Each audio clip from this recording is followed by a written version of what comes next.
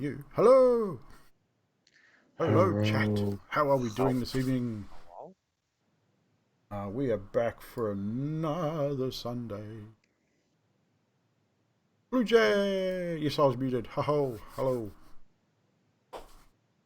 Welcome to another Sunday D&D show. Episode 43. The Tomb Part 4. Technically Part 5 as Adam pointed out in the Discord, but the first one we named Into the Tomb. So this is now Part 4 of the actual, technically Part 5, if you want to get really technological. But I'm not that technological, because I just want to be different. Bashy, you look like you're sitting in the dark, mate. It's probably how you prefer it, but... That's how we prefer it as well.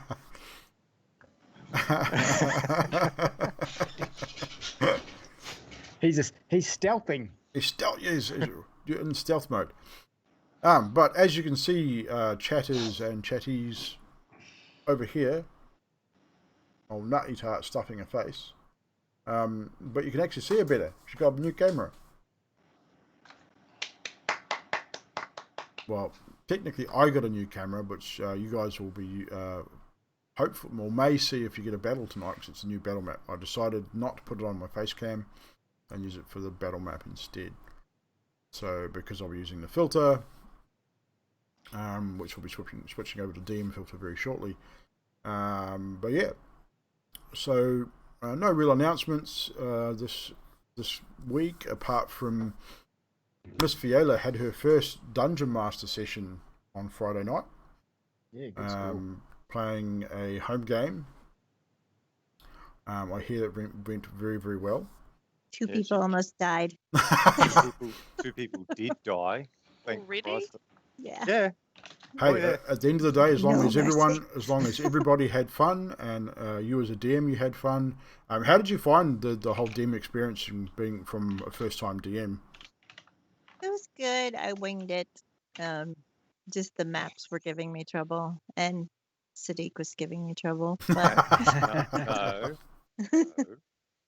I wasn't helping. But the thing is, at the end of the day, Baz will tell you as well as I'll say it here, DMing is winging it most of the time. I mean, you can have 1,000 things planned, and not one of those things will come to fruition. So, well, we also there was 3 quests we could pick. 2 of them she read up really, completely, and they picked the one I didn't. Of course they will. Roll 20 up. They will do that all the time. And the one we picked, the one that she didn't have any set up for. Yeah. And that's generally how it works. Like I said, you can plan and think you've got all the best laid plans, and your players will stick it in you every time and do something completely different. Yeah, like raise a freaking tree and tell it has to speak like Arnold Schwarzenegger. Exactly. 15 hours.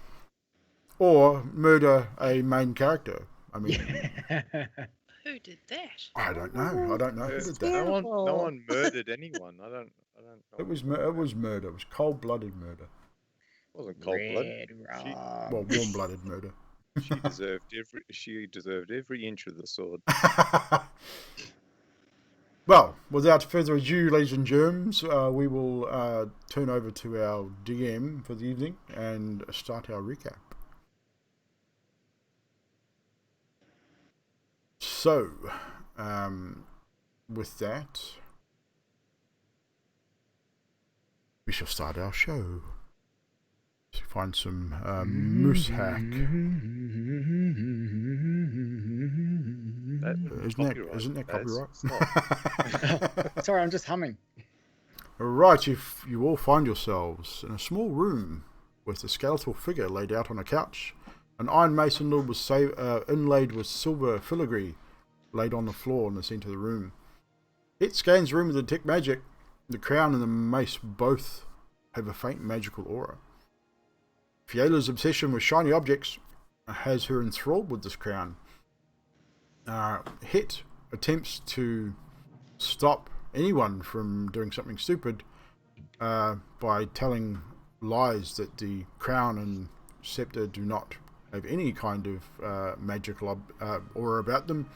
So Fiala takes that as, hey, it's okay, let's pick this thing up.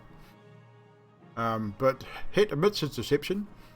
In an effort to stop Fiala from picking up the crown, Het casts a command spell ordering Fiala to dance, while Sadiq quickly and forcefully slaps her hand as she reaches for the crown. Het puts himself then into a dance position and joins Fiala, and forming the rest of the group, do what you're going to do, you've got 6 seconds before shit hits the fan. After a little bit, Alshondas comes up with the idea, believing that the mace should be laid on the chest of the skeletal figure.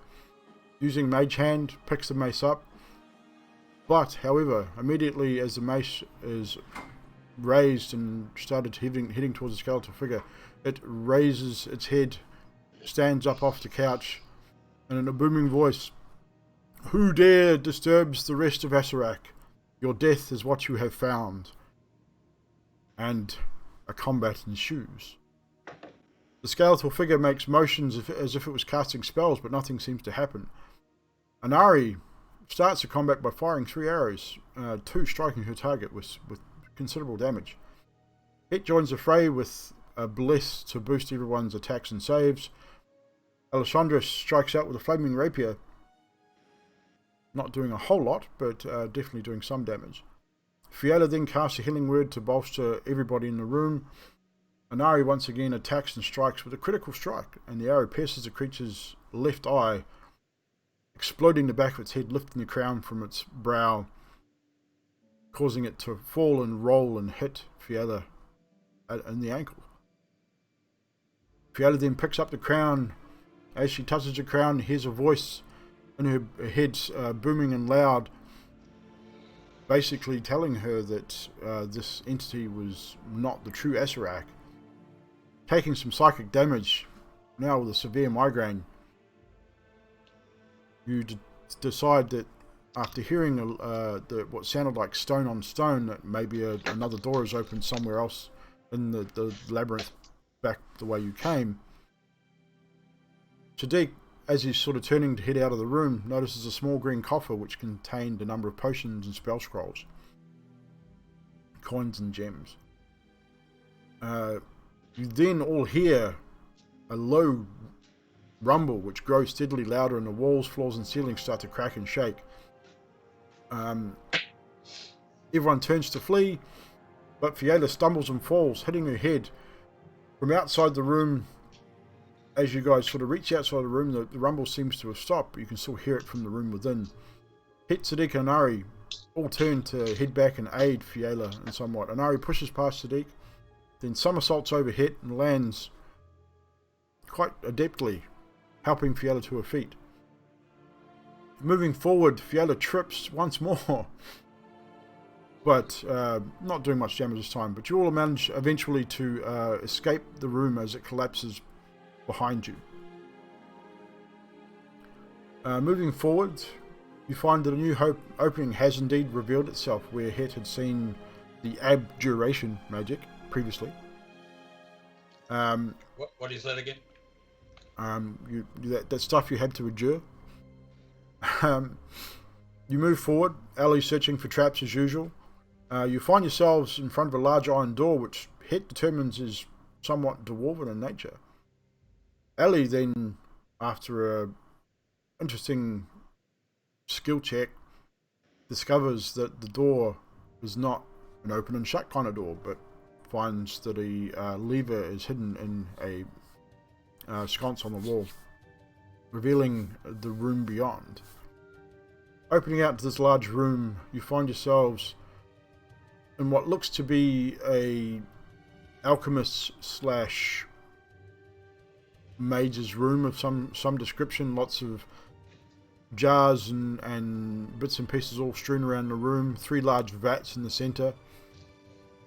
After a bit of poking around, Het decides that he would like a jar of eyes and puts them in his bag. Then after some investigation, Het discovers that the first vat in the room seems to be filled with sort of dirty, stagnant water. And a quick investigation from the rest of the group reveals that the center one seems to have some form of acidic goop in it, and the third a very thick grey viscous liquid. Mage Hand is employed once again from Alessandros to try and retrieve part of a golden key that's discovered at the bottom of the third vat, only to have the vat split open and a large black ooze reveal itself and attack. Anari once again proving her skills as an archer, destroying this creature rather quickly. And then, after a closer inspection, you find that the other half of the key is hidden in the bottom of the vat of acid. Some discussion backwards and forward about how to proceed. It was decided to use the jars to empty the vat somewhat, potentially using the urn or the jug of honey which it had created to nullify the acid somewhat. However, Alessandros, coming to grief, splashing acid all over her face and neck, causing some severe wounds, but Hit's quick thinking with a quick ice breath manages to solidify the acid and nullifying any further damage caused to Alessandros, who was in some severe pain at this point with some pretty nasty wounds. Some healing and some bits and pieces managed to close most of those wounds up, and doesn't seem to cause any permanent damage. Some scarring has remained. Yet another prank from the group, which seems to be prevalent with the lions, had Alessandros wake up to find an eyeball dangling on her cheek. Somewhat distraught, was later revealed that this was yet another prank indeed. Hit then retrieves the second half of the key found in the acid, with seemingly no effect to his icy scales. After reforming the key magically joining together to form a golden key, you move forward again, moving to yet another corridor, finding a 30-foot long pit, which sort of stops your progress for a moment. It investigates a little bit, finds nothing unusual. Fiona transforms into a large wolf spider, intending on building a silken bridge from one side to the other so you can all traverse this gap without too many hassle. Meanwhile, Ellie runs, jumps, and shadow steps to the other side and currently is sitting waiting on the opposite side for the rest of you. Anari, curious to see if she could climb the other end, lowers herself down to the pit, walks to the other end, seemingly unharmed or without consequence, but upon reaching the opposite end of this pit, triggers a spike trap, which triggers a wave of spikes from where Het is standing, waving forward, causing some damage, and then retracting. Thinking that was potentially it, she attempts to climb out once more, re-triggering this trap, this time from her own end, taking some more damage as the spikes pierce her skin. The Fiala spider, seeing what's happening and reacts, yoinks Anari from danger, firing out a line of webbing which catches Anari and drags her from the bottom of this pit, and is now hanging from the Fiala spider's butt from a large piece of web, probably about 2 feet off the ground at this point. And this is where we rejoin our heroes in the Tomb of Horrors for the next part of our adventure. So Fiala Spider, you're clinging to the wall. You have an Anari sort of dangling from your webbing from on the wall there. Het and Sadiq, I believe you're still both at the start of the pit. Alessandros, you are across the opposite end. And this is where we will rejoin our team. So before we get started, Fiona, I need you to make a strength check, because you are now carrying the weight of Anari, and you need to hold yourself against the wall. Are you going, at this point, you pretty much just grabbed her, pulled her back, and you now have an option to traverse to the opposite end. You're about halfway across, You can take her back to the start, or you can take her to the opposite side. But you're going to need to make a strength check for this. I rolled a 12. 12. She's heavy, especially for a large spider. You're finding you're moving whichever direction you decide to move, albeit very slowly. You're not slipping at this point. I'll need you to make one more strength check in just a moment, but you are struggling a little. I'm going to want to move towards Het and the others where I know she'll be safe.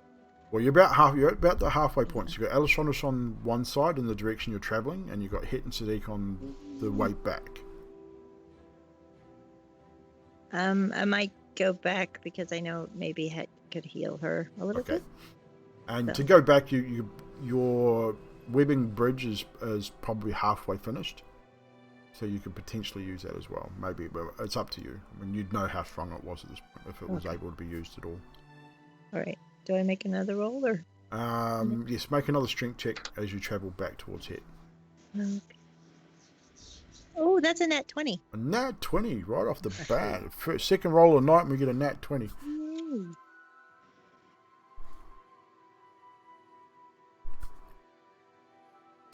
So with that, yeah, you sort of just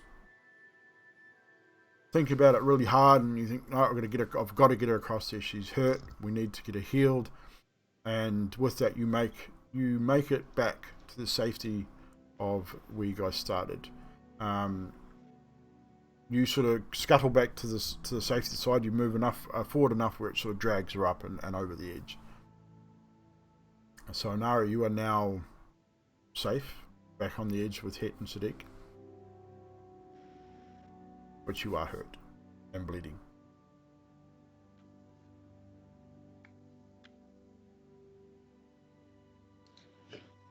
Het will. Is she just laying down in front? Yeah, she's not like incapacitated, but she's definitely hurt. Inari, you look a little worse for wear. I feel a little worse for wear. Would you like me to fix you up a tad? That would be amazing. Thank you. Het is just looking through his spell book of things to do. Het is going to use... Come on, Het, what are you going to use? Het is going to hold forth his symbol of the Steel Lady, and he is going to say, "Heal in light." And he casts Healing Word at 3rd level and bashes his nose on his microphone. Bashes his nose on Anari's That will forehead. be 13 points of healing. 13 points of healing. So Anari, you receive 13 Thank you. points of HP. No problem. Right, I'd muted myself. So Anari, you receive 13 points of HP and are feeling a lot better. So, team, what for Yellow Spider, you're going to continue with your webbing? Yes. And the rest of you, what are you doing at this point? Alessandros, you're just sitting there waiting? Yeah, we're just waiting for him to come over. Okay. So we'll say, just for sake of the story and to move things along a little bit, unless anyone else is going to try and do anything, Fiala, it takes you maybe another about 35-40 minutes to complete your little silken bridge. It's like a little footbridge. It's only about 2 or 3 feet wide. It's attached to the wall all the way across, and it's attached to the edge on both sides. There will be a couple of skill checks as you guys traverse this, but it looks pretty sturdy at this point. So who's going to go first? I'll go first. So Sadiq, you're looking at this little footbridge, and you look at it a little closer and you think, yeah, it should hold my weight relatively easily. And you step out onto it. You start moving along. I'll get you to make a... what should we get?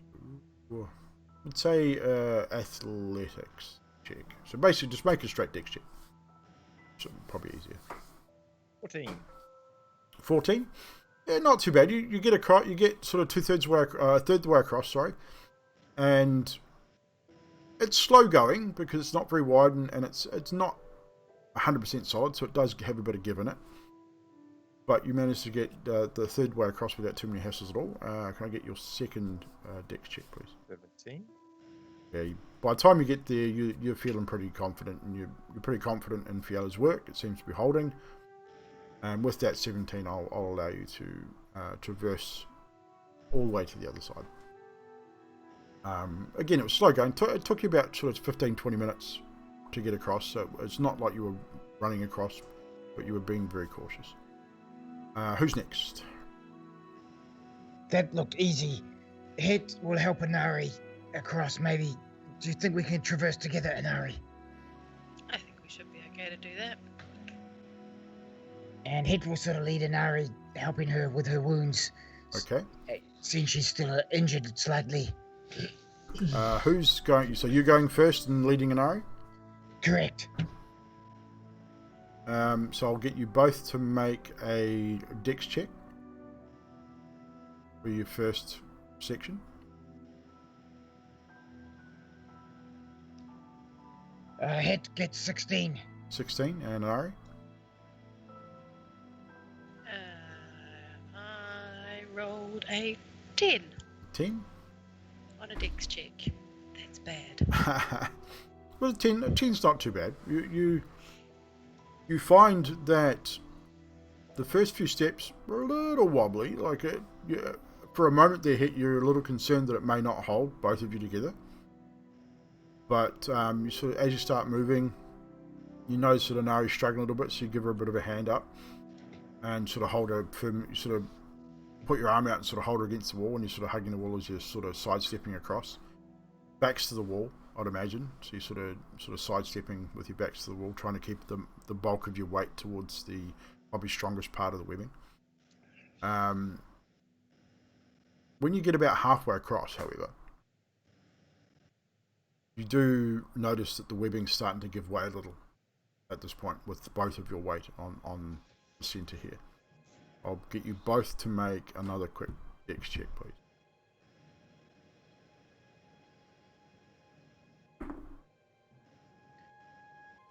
Six for Het. 6 for hit. Inari?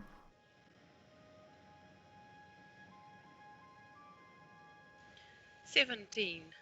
That's better. That is better. However, as you get 2/3 of the way across now, you slip. Your foot you move just a little bit too close to the edge, and your left foot slips forward, and you start to lose your balance.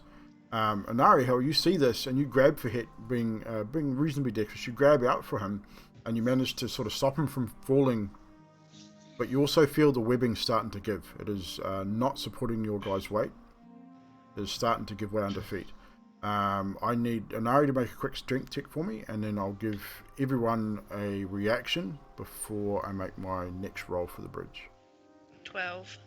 12. So you do manage to hold Het just. It's a struggle. He's pretty heavy. But he's now balancing sort of over the edge, his foot sort of dangling off. He's sort of your knees bent, right knee's bent, so you're almost like you're going to fall.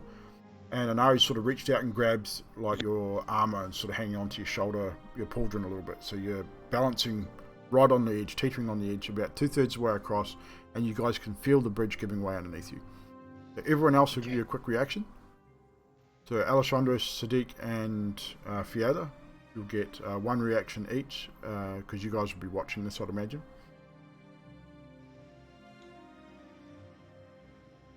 So Alessandros, what would you be doing?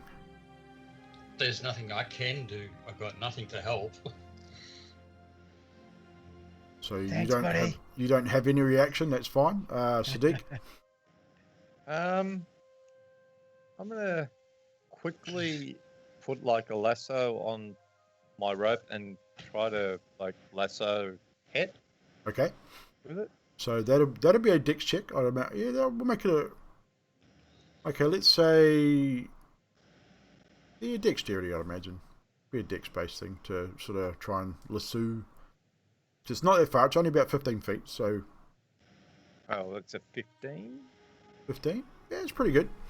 So you form a lasso. I mean, you've tied ropes before. You've made snags. You've made snares for animals. I dare say you've tied prisoners up and such with your life as a blood hunter and a hunter. So you tie this lasso. You sort of judge the distance and you fire it. And indeed, you feel this rope sort of drop over your head and down one shoulder.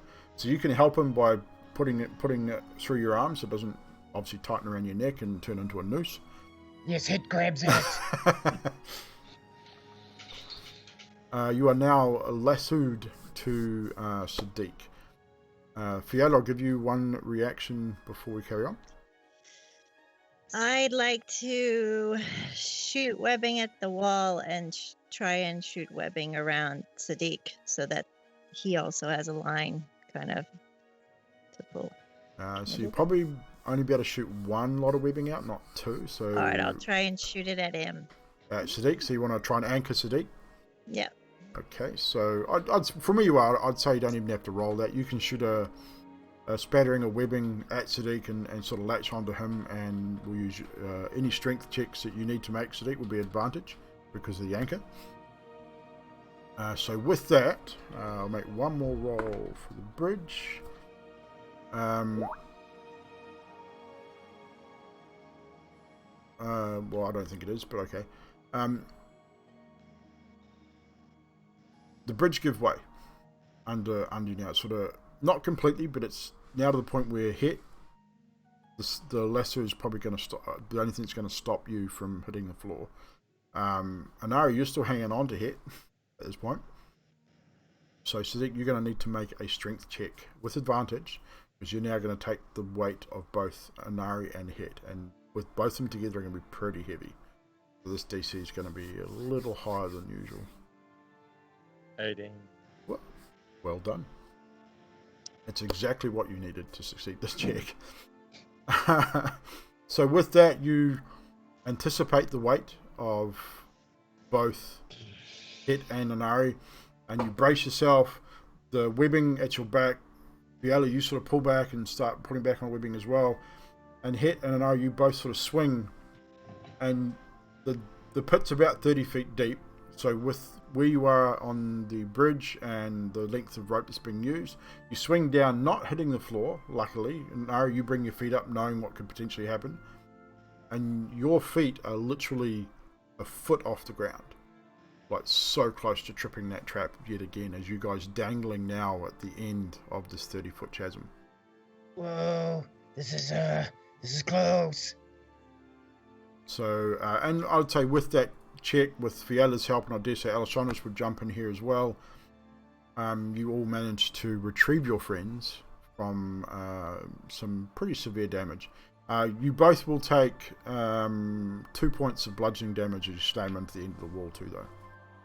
Because you literally swung 15 feet into a solid concrete wall, so you will take a couple of points of bludgeoning damage each. Sweet. But you have traversed the Ouch. small the gap in the floor, and are now safely across the other side.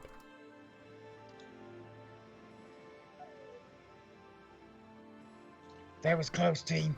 I feel like that could have been way worse.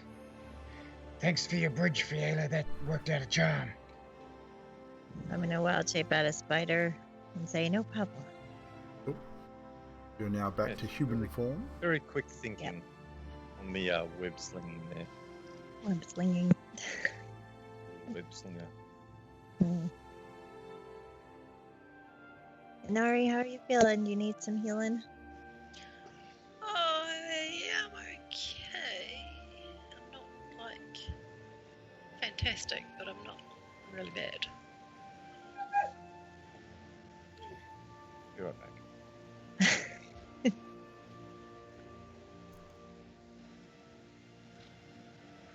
So at this point now, you guys turn to see where you are, there's not a huge amount of light here, but it's sort of dim light here. You can see pretty much the full length of this hall, and what you see from where you are is about 100 feet of corridor,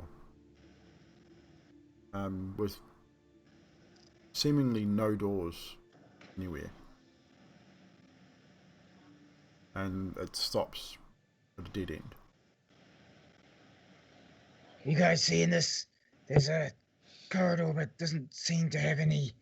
I mean, we just come across this damn chasm thing, and there doesn't seem to be a way out. Allie, what can you see? You want me to go down there and look, right? Well, I can look with you if you'd like. I can see very well. Where's that damn rope? I believe it Ellie was. does- Sorry. No, you go. I believe it was still tied to us, wasn't it? Unless someone's untied it, the lasso would still be around you, hit. Anari was just hanging on to you, so. So Sadiq is still got the other end of the lasso, so he can Yes. hand it to Allie if he wants. Yes. So with that, I tie the rope around my waist, and How long was the rope, Sadiq? Was it a full 50 feet? 50 feet? Okay, so Yeah, 50 feet. So with you probably about 5 or 6 feet tied around, probably 5 feet tied around each one of your waist, probably leaves about 30 or 35 feet, 40 feet in between you guys of slack rope. all right, checking for traps and doors to the end of the hallway. Het is also checking. Okay, so both make your rolls, investigation checks. I was going to have a good look Alessandros, as well. well, anyone who wants to have a look for, you'd be specifically looking for traps, Ellie, so you do investigation with your proficiency bonus. Het, what are you specifically looking for? Traps as Het well? is looking for another way out. Another way out. Okay, so you make your investigation looking for hidden doors, levers, a way out. And Ari, what were you looking for? I too was looking for other ways out as You well. make your investigation check for that also. Done. So Alessandros, what was your 24. 24, Anari 21, 21. and Het 16. 16. So Ellie, you traverse this hallway with your companion attached to the rope, so you sort of both move your way down very slowly, and Ari, you join them. You don't find any traps at all. For all intents and purposes, there's nothing here that's out of the ordinary. Het and Anari, you move down the hall, and you both, with your rolls, just 1 second, discover a large stone that just looks out of place. It's a different color than the surrounding area, and it doesn't appear to be as dusty and old as everything else. It's on the left hand wall, so it'll be the northern wall as you move down this easterly corridor. I'll look at Het and say, should we try to move this? Yes. Het thinks that's a good idea. Okay. So, It will assist. okay. So in which direction are you wishing to move it? Pushing it in, pulling it out? Whichever. I'll give all ways a go. I'll pull it, push it, roll it.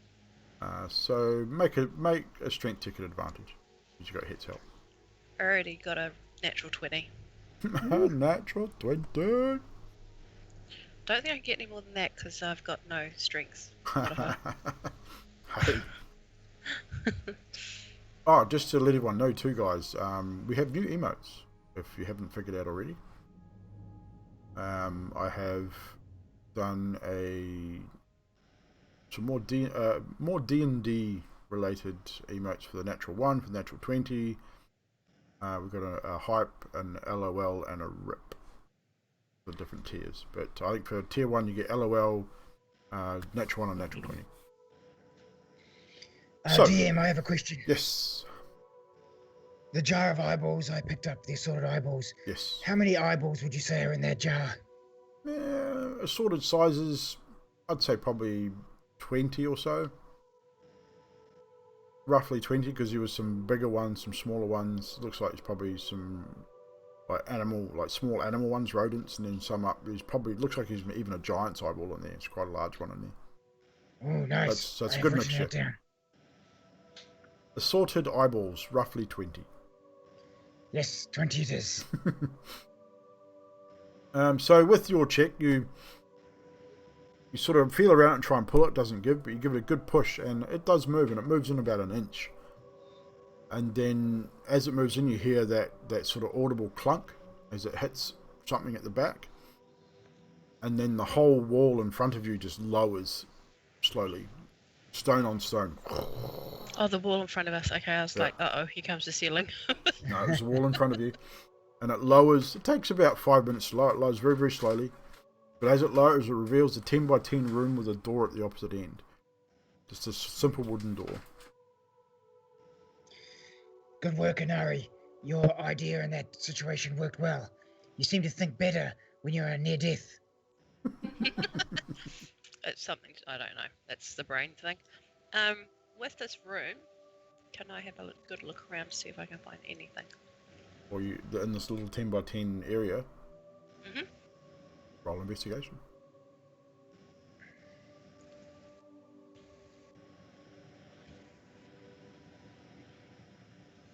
19. You find nothing at all. It's just a room with a door. Wow, that was...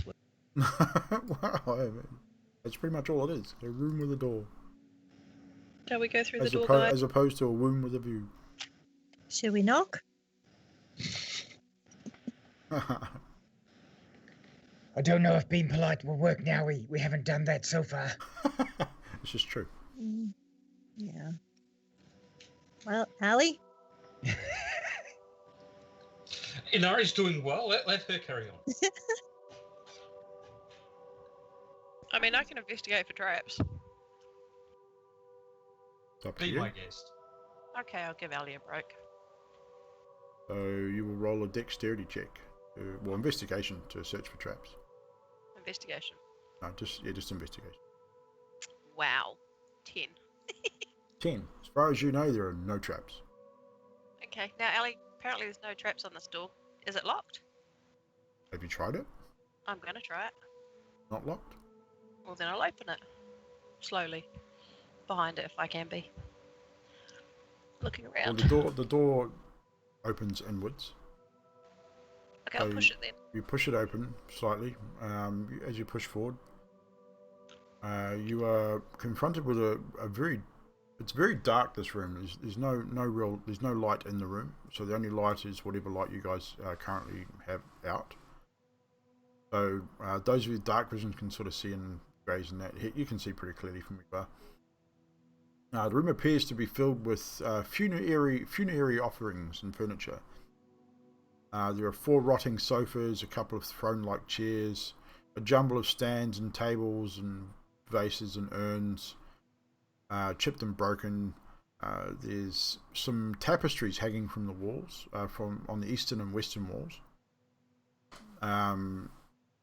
They all seem to be pretty tattered and rotting. It's general havoc. It's just scattered shit, basically. Seeing as I'm in front of everybody, can I go over and check one of the tables? You possibly could, yes. What's it? I'm just gonna go and check this table over here, guys, okay? Go for it. Might be a bad idea, but you can do it. What's worse that could happen? I'm gonna... yeah. I'm just... She asked that question, guys. She really asked that question. Just remember, you're only wearing rags. That's okay. I'm gonna go and check one of these tables. And I'm gonna check along the way gently to make sure I'm not gonna trip any traps. Well, you can investigate for traps as you move forward, so you have to roll investigation. You can't do several things in a 6-second turn.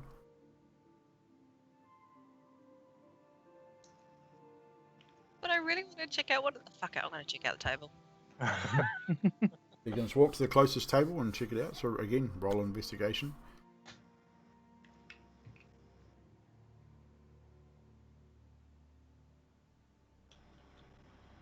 Tens are my friend tonight. 10. The first table you come through, it's got a sort of scattering of parchments. And it's almost like a old writing desk.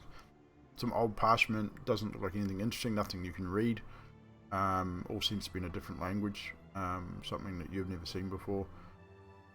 But it's all, again, dusty and old, and the paper's very brittle. As you touch it, it almost crumbles to dust in your hands. But apart from that, there's not much interesting on these tables.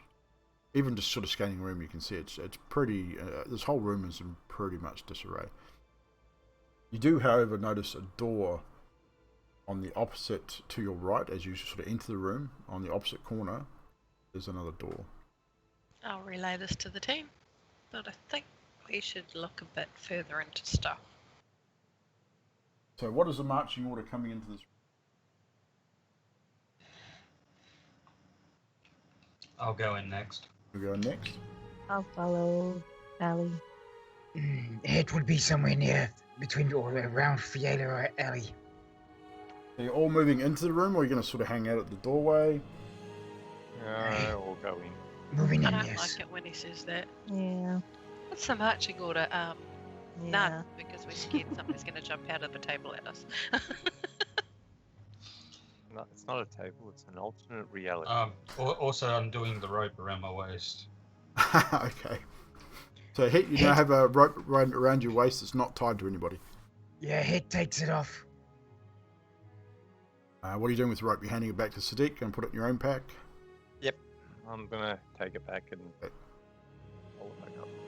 So as you guys move into this room, again, you all now notice all that the furniture around the room, the old tapestries, there's a single door on the opposite side of the room, several trunks and small coffers sort of strewn around the room as well. It almost looks like it might have been a storage room at some point.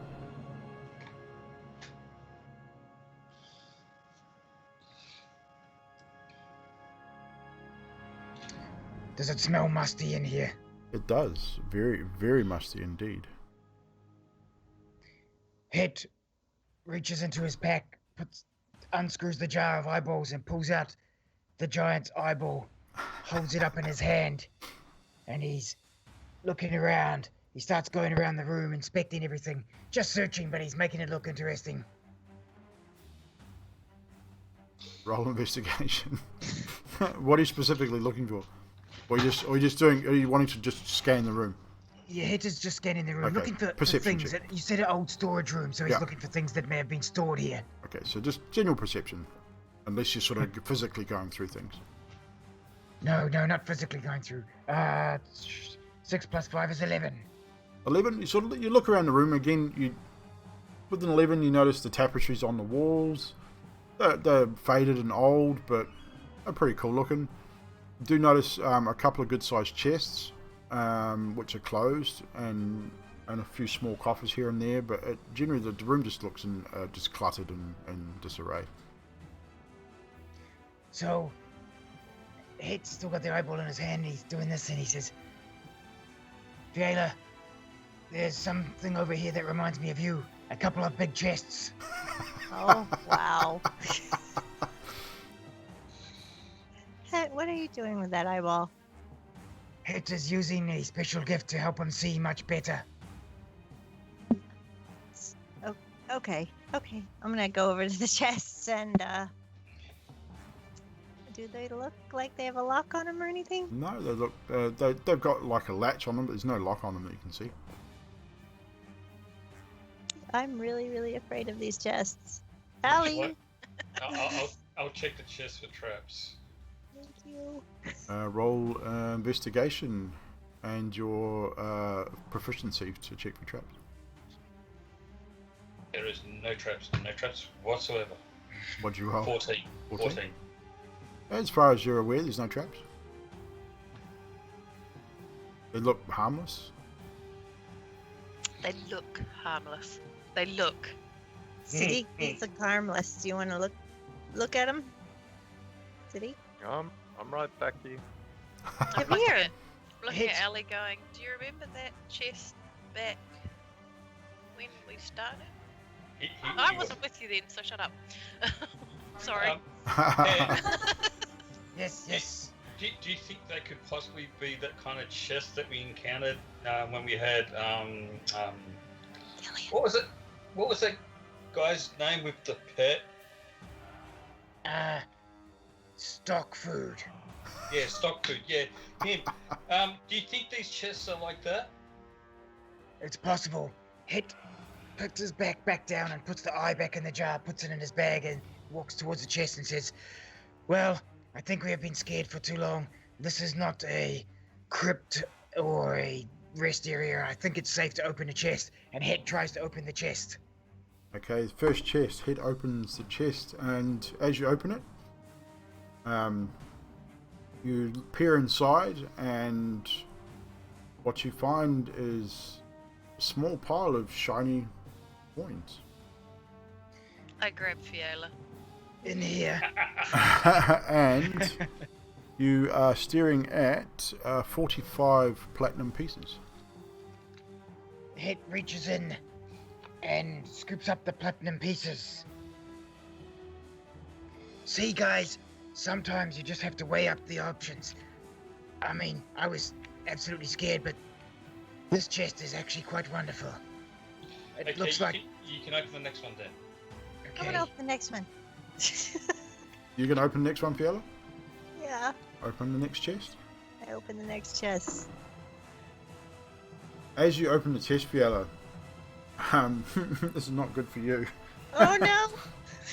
I've got to roll a dice. Give me a second.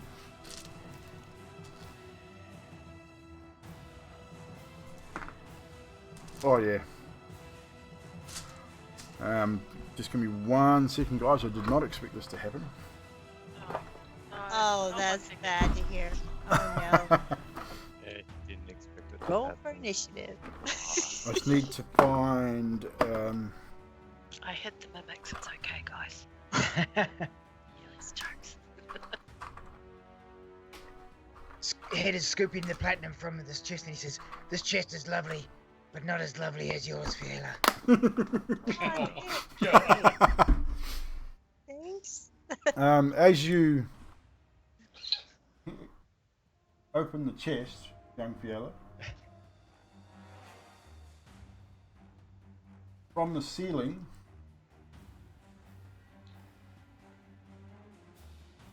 On the ceiling. you hear a slithering sound, and it slowly gets louder as 4 large swarms of poisonous snakes slither from all these numbers of holes and bits and pieces above the ceiling, Can I yank filling her the back? floor behind you, separating you and Anari and that with now a sea of snakes. And you will now roll initiative. Oh, I thought I had hold of her. No, you did not. You were searching a table. No, I grabbed for her when she went to open the chest. You were searching a table. You were on the opposite side of the room.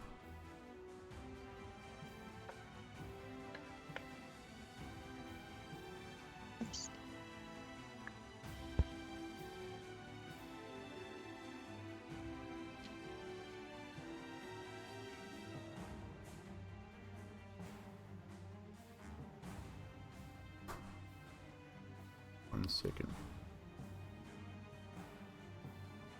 You can't just magically jump across the room and grab it when you've got to be specific about what you're doing when you're doing it. It wasn't your turn.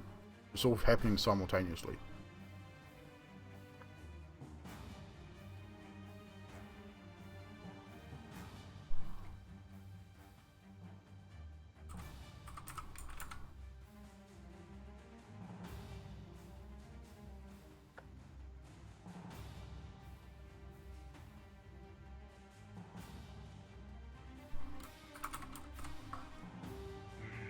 One second. So, Alshondros, your initiative, please. 27. Ooh. Hit. Nat 20. And yours hit. 21. High rolls, Fiala. 19. Inari. 18. And Sadiq. 14. So, with a 27, Alessandros, you get the first attack here. In 1 second, we'll move over to the battle map. So, as you can see on the battle map there, we have a whole bunch of snakes. They look like rats, but they're not, okay? Oh, come on, they're rats. So that is Fiona. We got Hit there, Inari there, Alessandros, and Sadiq back by the door. So, Alessandros, which you are that one there by Hit, you get the first attack. So you're 10 feet away from the nearest swarm. Well, as my bonus action, I'll light my sword. Okay, so bonus action, your sword is now lit and on fire. Move into melee range. You move into melee range of the first swarm and make your attack.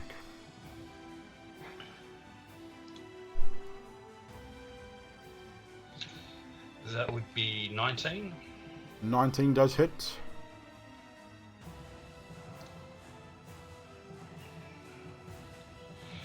Nine for sword damage.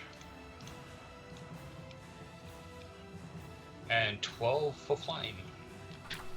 You slash out at the first swarm of poisonous snakes that have dropped from the ceiling and sort of swarming around and heading towards Fiala. She's sort of opened his chest. Oh, pardon me. And you slash out with your sword and you scatter a few, cutting a few in half, and the rest of them sort of reform their swarm at your feet. So that's pretty much your turn. Do I get a second attack? Your bonus, unless you have that with your fighter ability, you get two attacks for your main action. Where is it? I've got it here somewhere. I know it's here somewhere. I think you do. Extra attack. Yes, I think you do. Second, I'll check your character sheet. Attacks per action, 2. Yes, you do. You do get second attack. Or is it 3? But You've used your bonus action, so you get 2 attacks as your main action. okay. All right. Using claim sword again.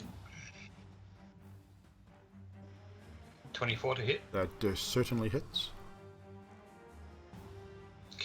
10 damage for sword. And your flame.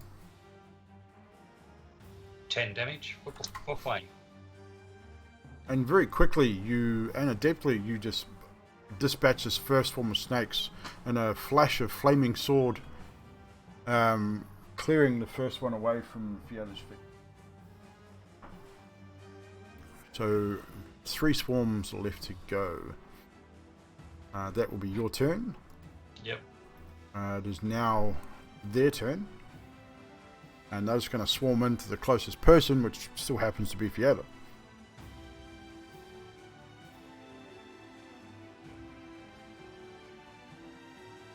Sort of prop up on the chair there.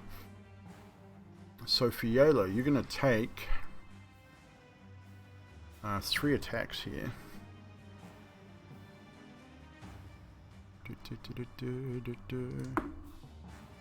11 on the first attack, 20 on the second, and 20 on both dirty 20s on the third. So 2 attacks hit, I believe. Yes. So you will take 14 points of piercing damage. Alright. And also you need to make a Constitution saving throw for me. 2 Constitution saving throws. First one's 13. Second one is 8. First one you succeed. The second you fail, however, and you take a further 14 points of poison damage. Actually, no, you take 20 points of poison damage because you take half on the first. So 20 points of poison damage as the swarms of snakes swarm all up around your ankles and legs and just start biting as they swarm towards you. Het, it is now your turn with Fiala up after that. So Het, he walks towards Fiala. Is there a space between Het and Fiala? There is. So he sort of steps towards the swarm of snakes. Which puts you He into melee raises- combat with the first swarm, as well as combat base to base with Fiala as well. Excellent. And he raises his symbol of the rattlehead into the air. And... oh, no. That doesn't sound good.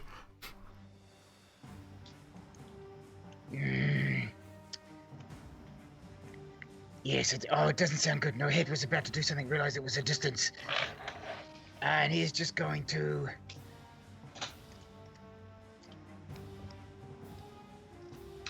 what is he going to do? All the best laid plans to waste. He's going to Word of Radiance on the closest swarm as he holds up the symbol of the Steel Lady and he says, "Die, foul beasts." They made Constitution save, please. The first, was that on the swarm in front of you? Correct. So that is an 18, natural 18 on the con save. That's Word of Radiance as a fail on this one. So describe how that looks and fails if you. So No, sorry, that is a fail for Het. I failed for hit. That's what I mean. Describe how it failed. All right. As Het sort of steps forth, aiming the radiance, as he's worried about Fiala, and he misjudges the distance of himself and the swarm of snakes, and the radiant light just jams into the tile on the floor next to them. And it probably gives you a bit of a start, Fiala, as it sort of sparks on the floor between you and the closest swarm. Is that your turn, Het? Yes, that is it for Het. Fiala, you're up, and Anara, you're on board after that.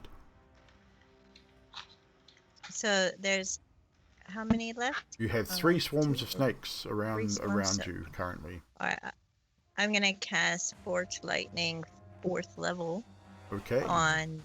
and that's 1 bolt at each Yep. swarm. That's 2. So that's a 18. To hit, that does hit, and that hits all. Alright. Yep, you hit all 3. Do you need to roll to hit for each bolt, or is it just one I roll think to it's hit? just 1, but it's the damage twice of each bolt. So each bolt 16. Double check that. Forge Lightning. Forked lightning. 2 bolts of lightning streak out from your fingertips, striking up to 2 targets within 30 feet. You cast it at 4th level, right? Yep. Each target can take only 1 bolt. So when you cast this level using a spell signal, you're increasing the damage by 1d6. Mhm. So you can only strike up to 2 targets. Yep. So I'm gonna hit The 2. 2 closest, no worries. Yeah.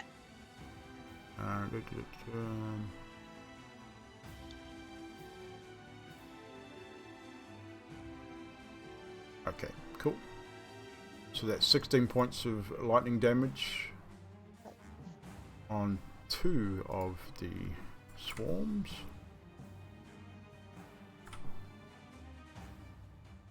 Yeah, so as your height is, actually no, I don't think, actually you can't cast that because you got to roll to hit, so you have to roll at disadvantage because they are basically at your feet. Oh.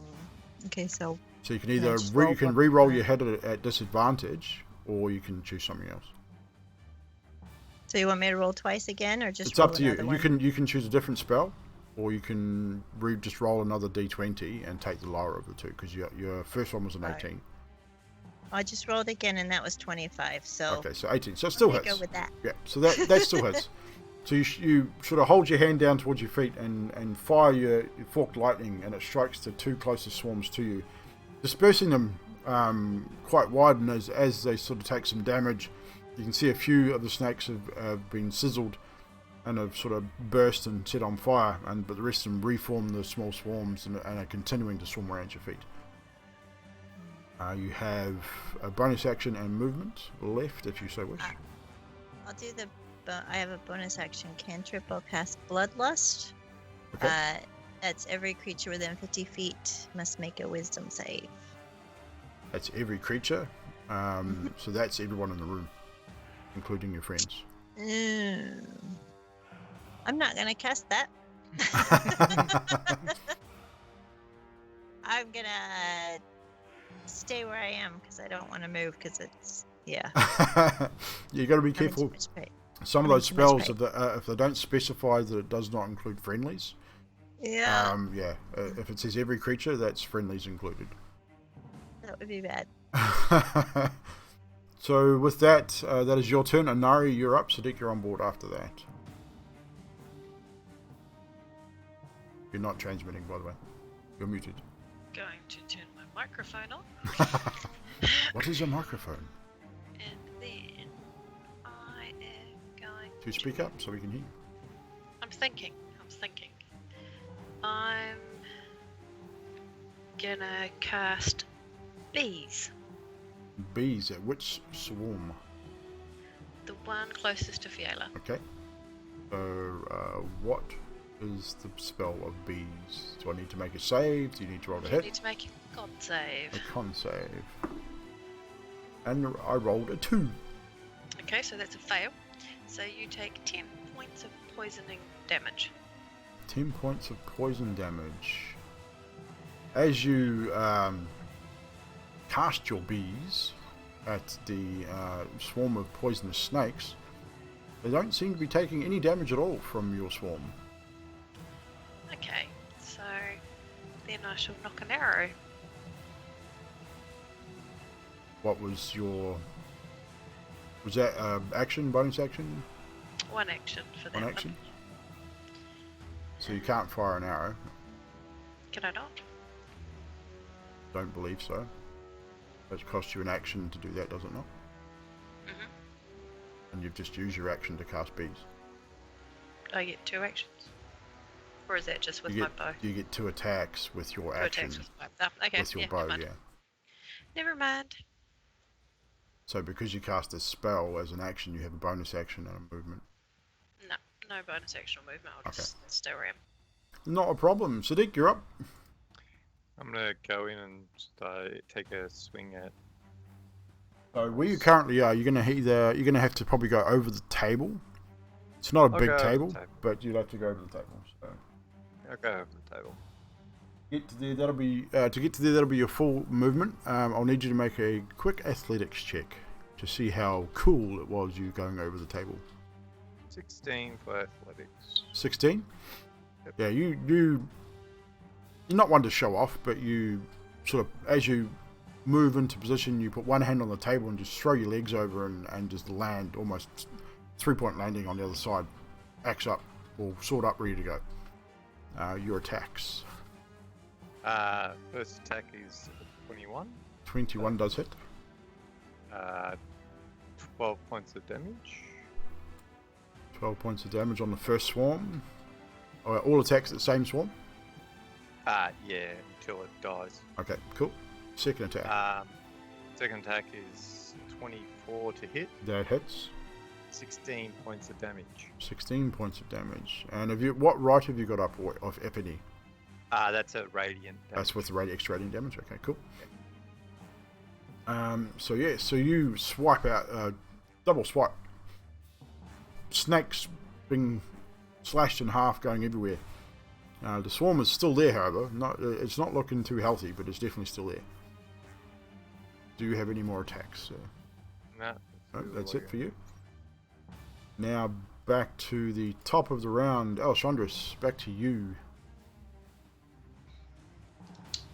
So still got 2 swarms up. 3 swarms up. One's not looking too healthy, but you've still got 2 directly in front of you. Or between you and Fiala. Do I get sneak attack on these, or You will if you got allies within 5 feet, so you will get sneak attack on your first attack, and you'll roll to hit at advantage. and I get 3 attacks? With your bonus, yes, you will. So 2 with your main action, 1 with your offhand. Oh, damn. Okay, so nat 20, 26 to hit. Nat 20! So 26 hits for the first, so your weapon damage will be maxed. Then roll your weapon dice. Your sneak attack is not maxed, so that's still standard. So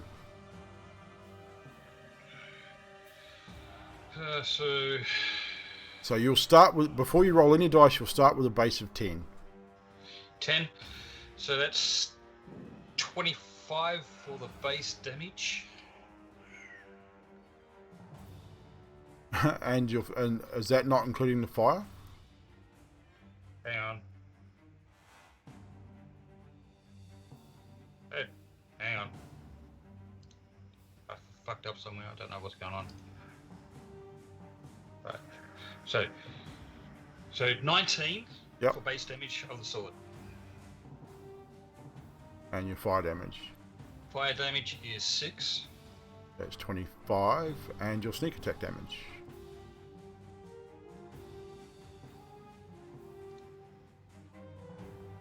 Is 13.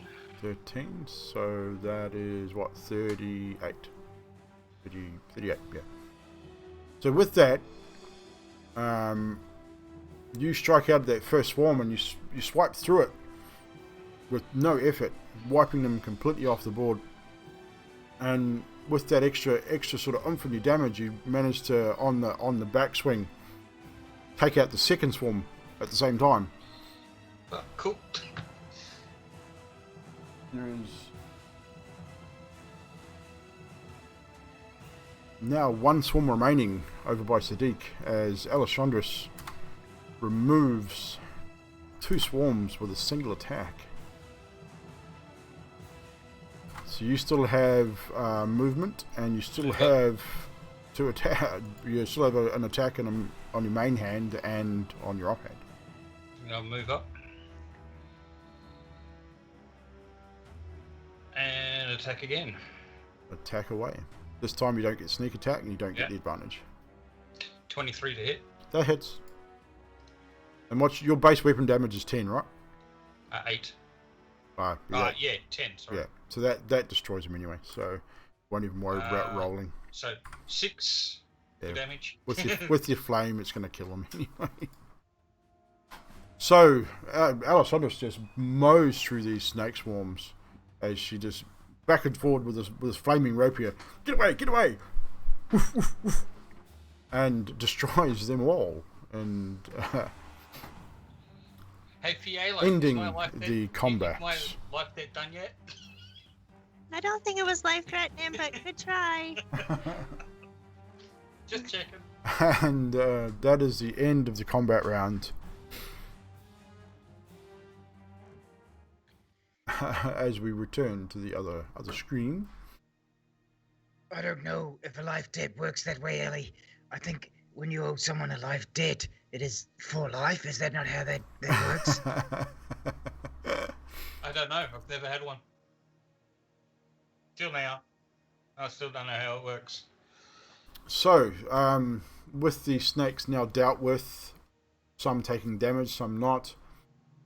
You still have 2 or 3 chests in the room and a couple of small coffers. I'll check those chests for traps. You've pretty much checked everything in the room for traps, and as far as you know, nothing's trapped. You do get the impression, though, that the traps could be magical. There's nothing mechanical, but with what's just happened, you'd probably have an inkling.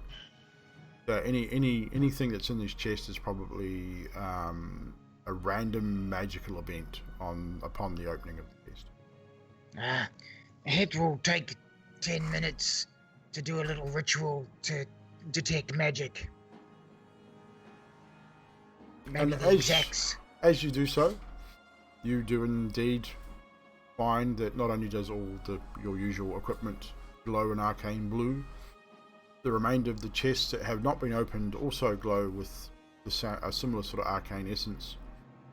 The tapestries on the wall also glow with an arcane essence also. Oh, hey, guys, there's some magical effects on either on or in these chests, and the carpets on the wall also are glowing magically.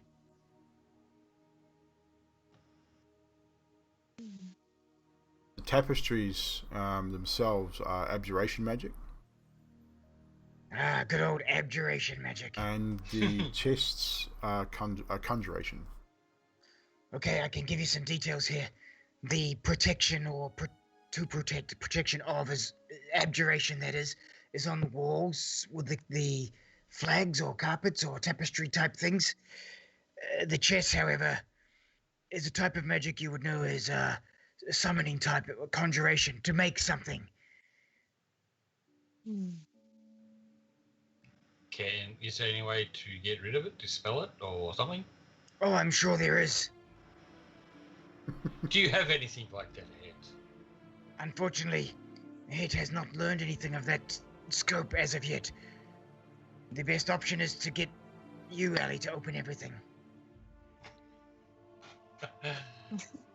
And then kill whatever gets spawned.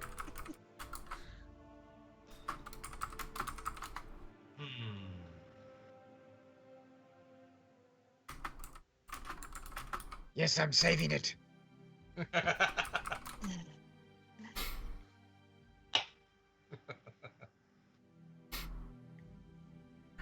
So what are we doing, team?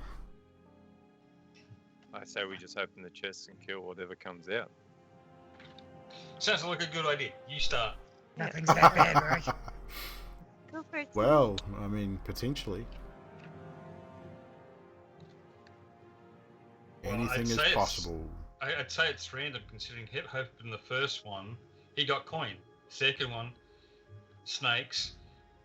Yeah. It's totally random. Actually, is there anything out inside the chest, or was it just snakes? Chest is empty.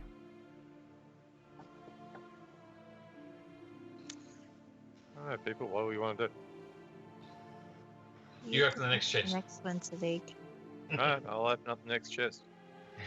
Alright, And I'll stand ready. Sadiq, as you open the third chest and peer inside, you find a small crystal orb. Oh, come on. It's it's glowing with magic as well. You can see the glow quite clearly from where you are.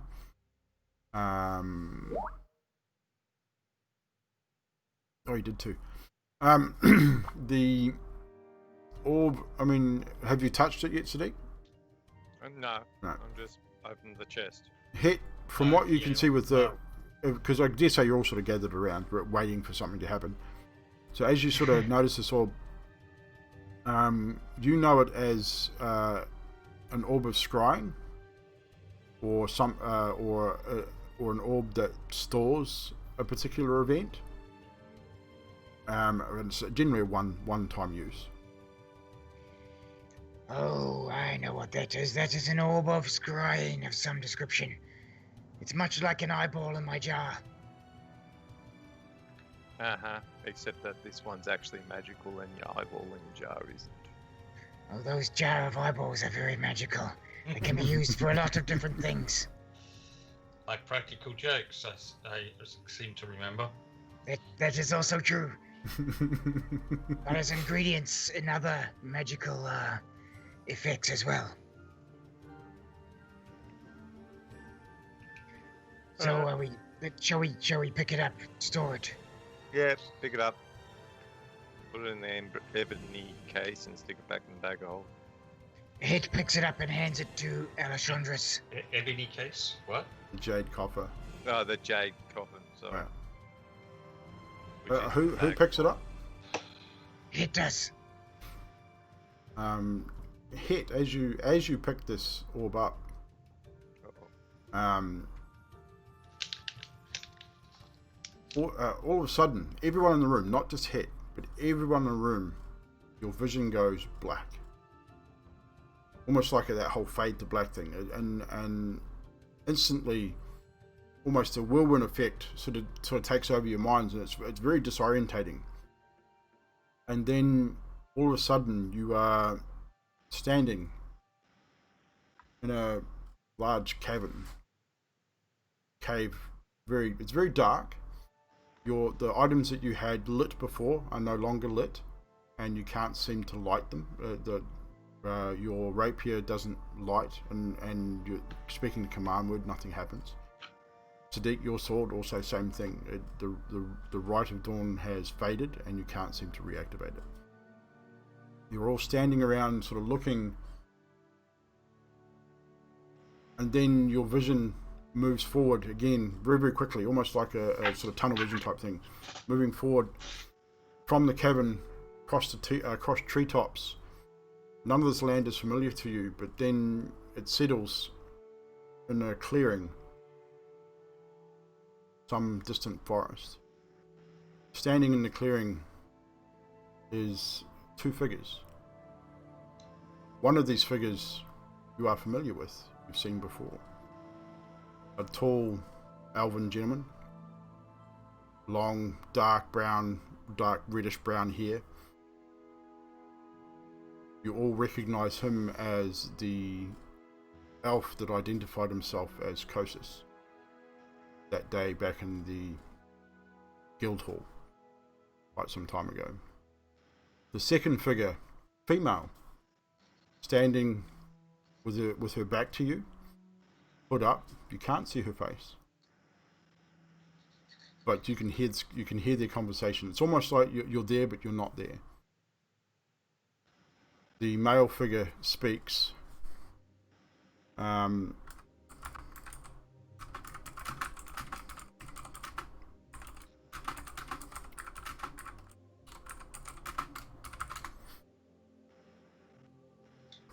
The male figure then takes half a step forward and speaks.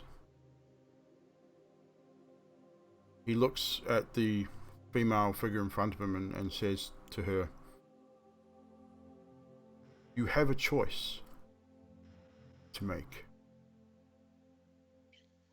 One that will not be easy. You can help them once again. Or you can rejoin me and rule at my side."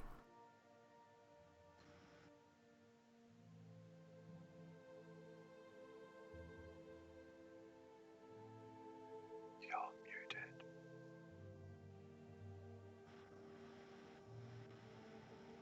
I've thought of 100 different things to say to you, but they're all meaningless right now. What cause would I have to join you? They say I am insane with greed and with anger. I do not lust after treasure, nor power, but revenge for what they did to me and my brothers and my sisters. You of all people should know that this war they started. Once they banished me, they hunted our kind to near extinction. It was me who they needed to get out of the way in order to achieve their goals. Have you not yourself been hunted? This is why you are in hiding, is it not? This is true. I have been hunted. I'm growing weary of it.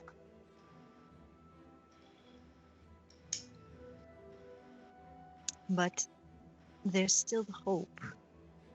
Isn't there any part of you left that once was?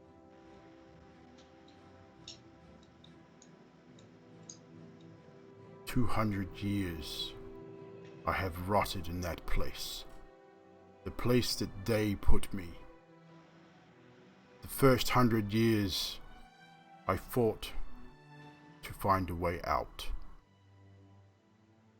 Then he offered me a solution. It has cost me dearly. I am changing. My soul is not what it used to be. And at this point, you guys from where you are can see he sort of winces almost in pain, and his form shifts for a moment. You can see the scales sort of form up around one side of his face, and they're no longer that real brilliant red that you saw the first time you met him, but they're now very dark, almost blood red, arterial red, very, very dark red, almost that real sort of brown color. His eyes flash, which should have been that brilliant yellow of a red dragon, but are now dull green, very dark green, almost black, a very sort of darkened jade green. And then he sort of composes himself, and he says to this woman again, "Do they deserve your help? Do they deserve hope? I have already dispatched those that stood against me. You yourself have dispatched many in this war. Isn't it time to rejoin your kin? Do not forget, I gave up my clan, my brothers and sisters, devoted my love to you, and you betrayed me for them." I never betrayed you. You were supposed to go to the void. They promised me you would be safe. We were both betrayed by the They same. lied. I know, but they don't all lie. This group they call the Lions, they will seek you out. They will ask for your aid. There is one amongst them. She intends your end. She is bound by contract and by blood. There is another whose family I was witness to their dispatch, shall we say. His family stood against us for generations. The one they call Sadiq. He once was part of a large orc clan. They stood against me all those years ago. He is the last. And the ranger. She does not yet realize where she fits in all of this. She will soon. Very soon. But they will seek you. The druid amongst them. She tries to hold them together. But this will not last. They all have their own agendas. This we will see.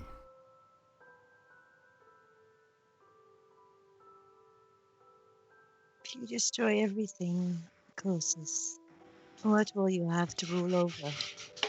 Oh, I do not intend to destroy everything. Just Valand and the council, the ones that remained. Valand has been the forefront of every attack on our kin. They enslaved our brothers and sisters and held them in the stables, used them for their own gains, and when they had no more use for them, slaughtered them like animals. Once Valand has been raised, I will turn on my so-called master. He is no match for me. Without me, he cannot enter these realms. But you and I can rule this realm together, as we should have. 200 years ago. You know this to be true.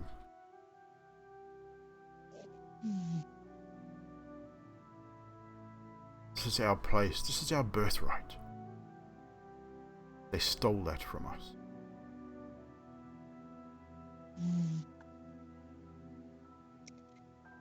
I will go to my lair. I haven't been there for 200 years. I need time to think this over. Don't follow me, please. I will give you the time that you need. But do not take too long. For if the lions face me, they will perish. They cannot win this war, much as they think they can.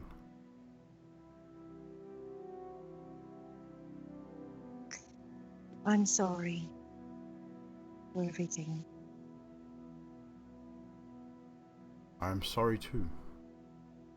And with that, he turns and changes his form.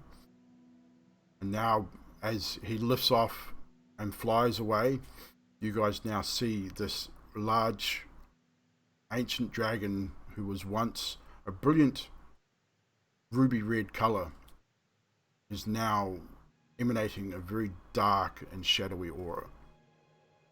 He is definitely not the dragon that you guys have heard about. He is something else. And then with that, the vision then twists and turns and almost a whirlwind of shadow and dust and wind, and in a moment you're back in the cluttered room, Hit holding the orb in his hand, all seemingly a little bit disorientated. Just really sort of screwed with the equilibrium, sort of with the whole movement without moving. But every one of you saw this.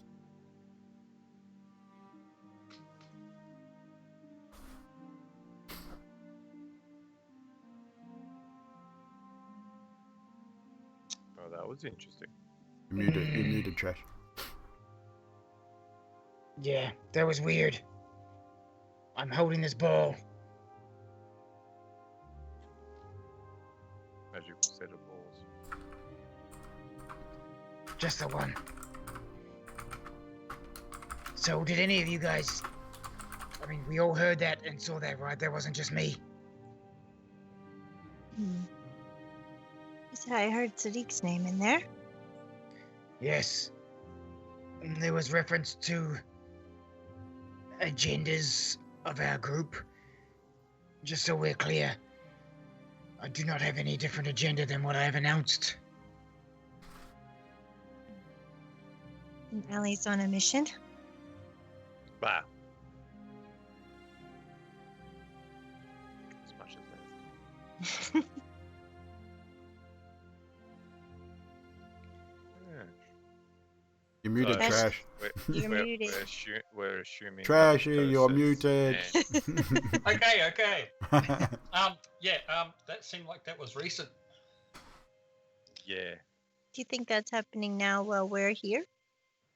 It could have, and I would assume that was the white dragon we're meant to be looking for. Good read. Yes, that is how I felt as well. So she's good or bad? I think she has hope. Has hope for us. Or she could eat us all when we get there. That too. Okay. With that being said, guys, I may as well tell you what's going on. I have been contracted to kill this white dragon. You probably already know that. But anyway, So are you gonna? no, Why is that? I have questions. You have questions for her. Yes. You think she's gonna answer? She's probably pretty old and doesn't have time for that. Well, she might have Alzheimer's. that too. But no, I have questions. Let me guess, about your parents? No. Yes. No, I guess she knows them because they hunted her, or Well, they didn't. They were sent to kill, but didn't. you I want to don't. know why. Oh. Why they didn't kill her, or Yes. Hmm. There's got to be a reason, doesn't there? yeah, I have a feeling it's because she's a white dragon and us white scale type are very hard to. I mean, we're so charming, are we not? You are very charming. Bullshit. it could also be the fact that they didn't see the purpose of wiping out all the dragons, which, in my opinion, was a So, stupid choice on the part of the council anyway, because you look at the folly of men compared to what the dragons did or have done. Man is so much worse. So, did anyone get a look at her or anything? I didn't know if she really is white. Did she have a glow, or did anybody see? I don't believe we could tell. You got the same view as us. All I saw was a figure. Yes, just the Looking away rear from of her. Did she have a nice rear? I can't. Eggs. What? I wasn't focused on that at the time. I'm sure that. I don't know. What? Maybe we've seen the rear before. We know she's been. Fiala Humanoid starts form. looking at Alejandras and Anari's rears. Really. Like leaving head out of it. Yeah. Okay, It's so just question, how many more chests are there? 2. Sadiq? Ali? My guess. No, No, Sadiq. no. I did the last one. Head goes Okay. over to the last chests and opens them up and Opens looks them through both? them. Yes. While he's doing that, I'm readying. Het, the first chest you open, it reveals nothing. It is empty. This one is empty, guys. The second and last or final chest that you open it and has a small piece of parchment. You pick it up, it's written in common, and it simply says, "Your friend still lives." Well, this is awkward. It's a little piece of parchment. It's got some writing on it. It's in, well, everyone's language, I guess. I don't know if it's to you, Sadiq, or me, or whoever, but it says your friend still lives. Does that mean anything to anyone? Nope, I got no friends. Really? Really? I mean, you guys are all Well, here, so you're my family. Pretty much everyone that I classed as a friend is dead outside of the people in this room. So What, you're saying that we're friends? you're as close as I've got to a friend, Ellie. Oh, awesome! Everyone group hug him. Head has lots of friends other than in here, but Head classes you all as close friends, yes. But I don't think I have. Head doesn't think he has any friends that should be dead and are still alive. Not that he can recall right now. No, all your friends that were dead but could be alive would actually be family. So Maybe Correct. Nari's friend. Thank you for bringing that up. sorry. Oh no, I got it. Say hi to your tribe. Ooh. Yeah. See, we're all friends here. We Yeah. shit. We're family. All right. So and with that, that's probably the best time to take a short break, ladies and germs. We shall be right back. Let's just get rid of that for a second. Bring back to the Evldoa. Alright guys, we're going to take a short break. We're going to be right back. Bear with us for a few moments while we take a pee break and a drink break. And we will be back after these messages.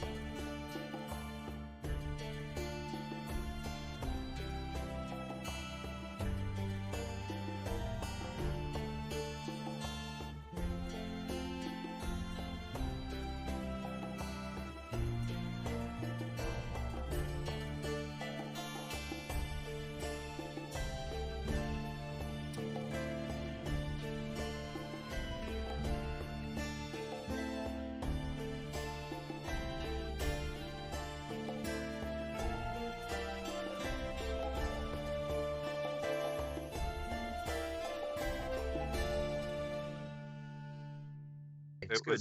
it was It's more of Butler was she kind of. spoke. Yes, she spoke a little bit slower and like a kind of a bubble. We're back on. We're back on the the air too, guys. Just so you know. for the butler, and when she was talking as Quinn, she spoke more excited. Yep. Oh, like yep, that. that's good. Which gave everyone a, you know, this was this person, that was that person, which is the way to go. And Yeah, that's all you need, eh? when we bumped into two dwarfs, she had them doing a family squabble type thing, and you know, she did really good for her first DM. You wouldn't think it was her first shot. The only thing that actually threw her was the fact that we picked the one quest that she hadn't set up yet within Roll20. Yeah, right. Oh, you guys using Roll20? Okay, that explains it. Yeah, it sucked. I hate Roll20. The map sucked. It was a mess. I'm just not a fan of Roll20 itself. So. Nah, Roll20. I'm really not sucked, using but it. Yeah. It did help because we've got one returning player who hasn't played, like, which is Blue Jay. She hasn't played for years, so it helps her. No, I'm only using. And two other people that this is the first time they've ever played D&D, and the other one hasn't played since 3rd edition. So I'm only using it for the maps and tokens. I'm not using it for the dice roll or any of that stuff. Yeah, the dice roll is pretty shit too. So. Yeah. That's tough though. DMing your first game with a couple of new players too. That's. Oh hell yeah! I mean, considering you're a relatively new player yourself, to then go to DMing with new players. Yeah. Well, they don't know I'm messing up, so that's the kind of. Well, the thing is that you can't really mess up. Honestly, I mean, I'm a new DM myself. This is my first proper. I mean, I've done some small, like some one shots here and there, but I've been playing for a lot of years too, so that really does help when it comes to DMing. But from the same time, it's like when you say you're messing up all the time, you can't really mess up as DM because it's the story's the story. So I don't think I messed up. Just the map. It was the Roll20 map that was kicking my butt. Yeah. So. Cheers, Magic, and we've got who else we got here? We've got Magic. We've got Reptile. Awesome. Neon, what's up, dude? See some returning names there. Welcome back, everybody. Hopefully, in the next month or so, too, Mr. Neon will have to get in touch with you, sir, and potentially bring you back for another guest show. Thanks, Trashy. Magic Gamers as well, guys. Yes, oh, you did. Oh, look at that. You're onto it. Thanks, Trash. See what happens when you make me mod again?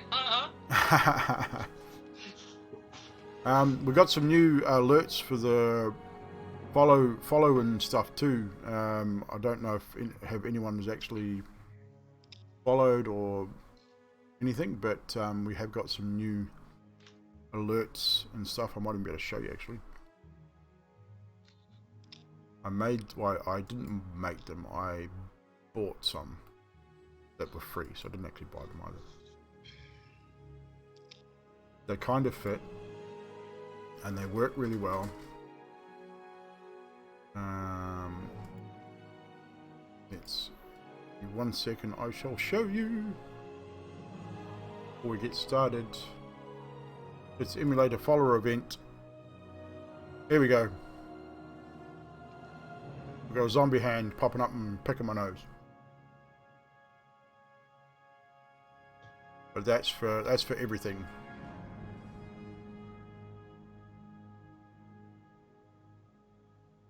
So yeah, so I think everyone's back. Back and raring to go. Let's die. No? There's a big delay on the... Why is your camera doing funny things, Nutty? What are you doing? Looks good to me. Keep getting small and going big again. There it goes. And again. Yeah. I think it's good. Oh, yeah. Oh, so it meant, So what are you doing? nothing. Looks like autofocus.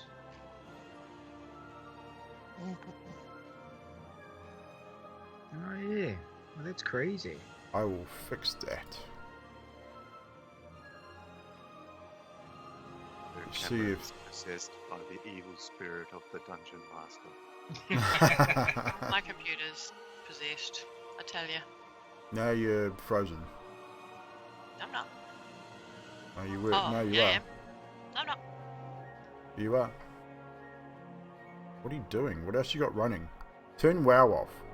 I haven't got WoW on, thank you very much. She hasn't got WoW running yet. On. It will be. Turn everything else off. See, it's doing it still. What the fuck? Yours is the only one that's doing it.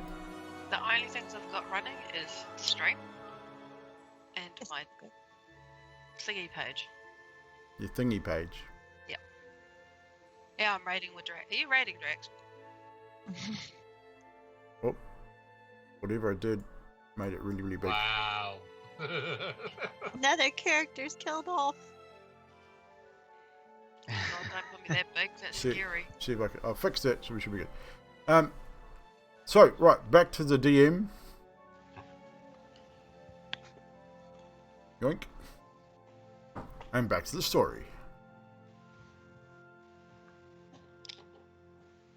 Right, so you guys are currently in a little room with a whole bunch of cluttered crap. And you have a door to your, from where you're standing, to the upper right of the room. You also have a bunch of tapestries around the wall which have been revealed to be of a magical nature. Protective nature, correct?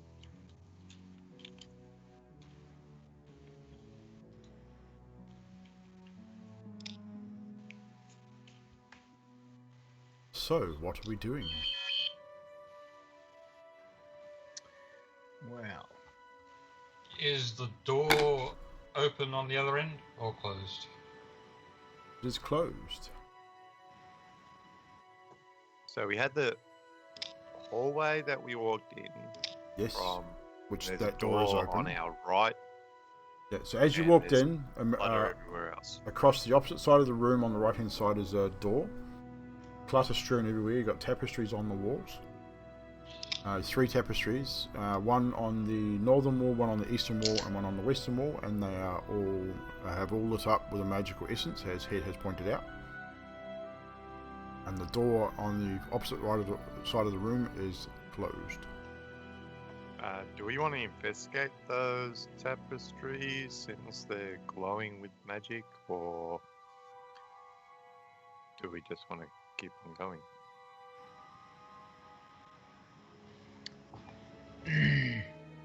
that is a question. A good one. I would tend to leave it alone. I kind of want to get out of here. Agreed. Okay, I so think we should have a look. the voice of reason.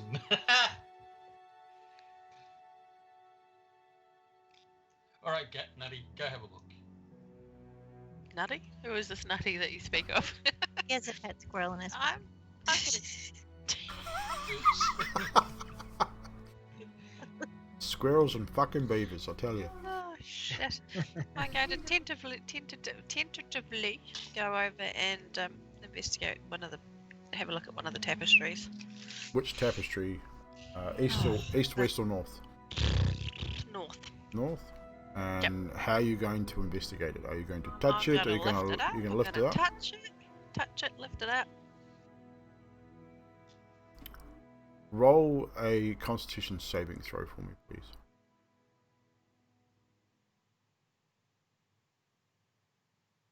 12. 12. Inari, as you reach out and grab this tapestry on the northern wall, the moment you touch it, the whole thing falls. And as the moment it sort of falls, it drapes over you, it transforms into a sticky brown goop. And it just covers you. And you said, what was your roll? A 12? 12.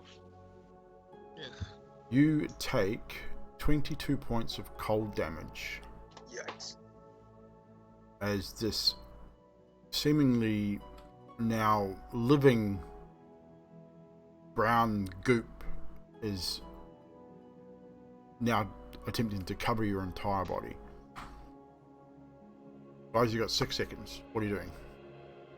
Hit, breath attack. It knows that won't work because it looks like... Is it giving off any sort of cold damage look? No, it's just brown sticky crap. Yeah, Okay, you just freeze it to me. Freeze it. Hit has already used his breath attack this 24 hours. He cannot do it again. Anything else? What about the iron flask? Can we use something to wash it off of her or something? Okay, looking in the iron Come on, flask guys, now. you got 6 seconds. Oh, Hit, no, what are you doing? can't do that either. We've already made honey this day. I don't know what to do. So I'll go around quickly. Hit. Hit goes forward and tries to grab the goo off Inari with his hand. Constitution saving throw. Oh, that's good.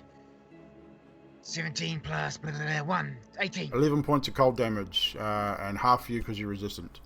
I sure am. Sadiq. I'm gonna get a water skin and like cut it open and throw it on her. Okay. It seems to have an effect. It doesn't wash it off, but it seems to have slowed it down somewhat. It's not spreading as fast as what it was. Fiona. I'm gonna wild shape into an air elemental and see if I can blow it off of her. Holy shit. How big is an air elemental? Go big or go home, bitches. I say this room's not very big, so how big is your air elemental? It's large, isn't it? I believe it is a large. It's a large, but it can squeeze into when it spaces. I'm sure it could like mold. Yeah, okay, you can try that. Whatever. So as you transform into this air elemental, and start to sort of swirl around, you kind of have to kind of engulf her in it to attack it because it's on her. So, Okay. Constitution saving throw again, Inari, please.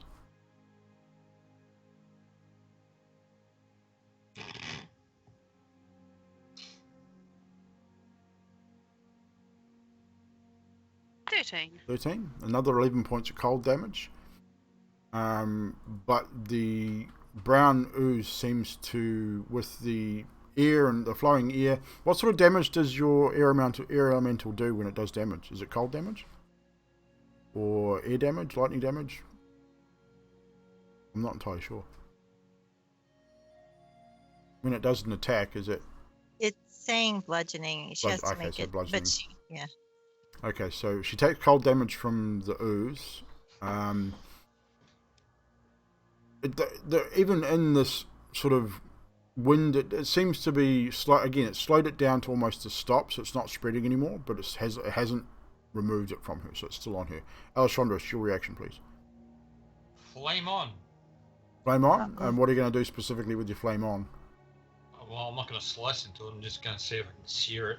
Like right up. Okay, so you're going to hold your flame against it. Doesn't seem to have any effect on it whatsoever. Okay. That was my bright idea. So Nari, I'll give you one reaction to try and do something where you take more damage.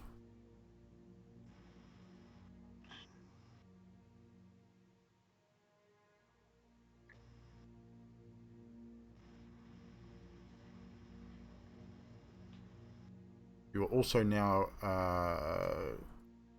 unable to breathe at this point. Okay. A reaction. Well, just something that you think you might want to try and do. Just remember, you can't speak, and you can no longer breathe.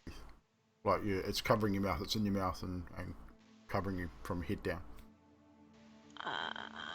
I want to try and I can't. Damn it. Hail of Thorns.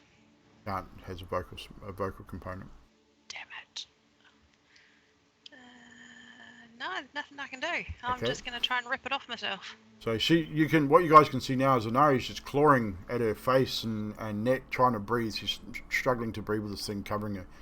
So we'll go back around again. Sadiq, your water seems to have had a slowing effect on it. It hasn't stopped it.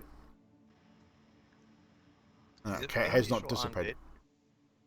No, it's just some form of ooze. It's like almost like a mold.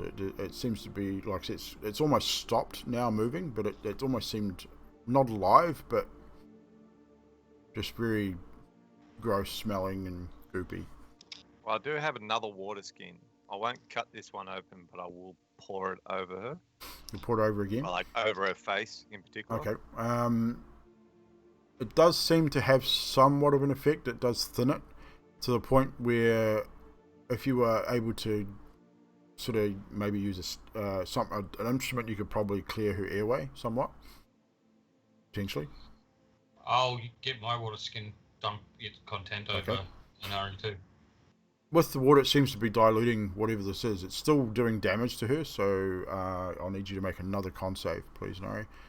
The DC is getting lower with the dilution, but you can now see, but your mouth is still filled with this stuff. So what was your save? On that one. Nat 1. Ooh, a natural 1. So you'll take another 22 points of cold damage. She's dead.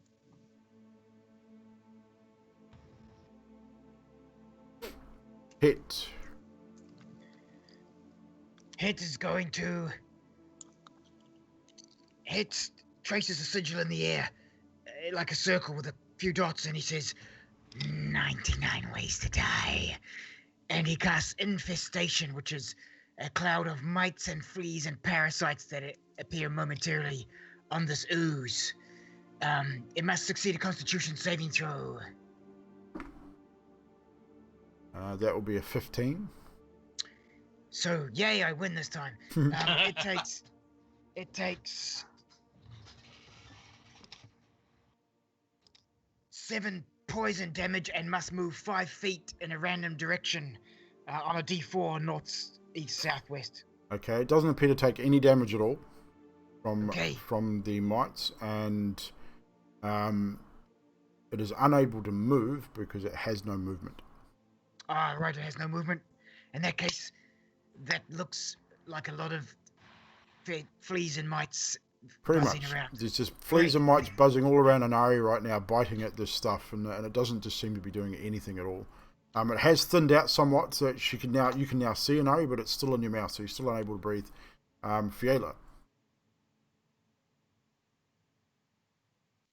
Am I able to hold till I see if the others can dilute it further and blow it off then? You can if you wish. I'm gonna hold.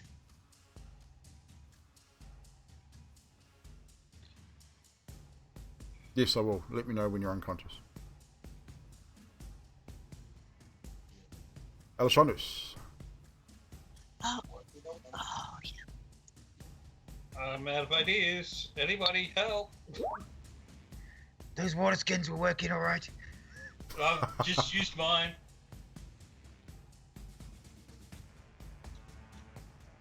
So with that, guys, you watch as Inari slumps to the floor, unconscious.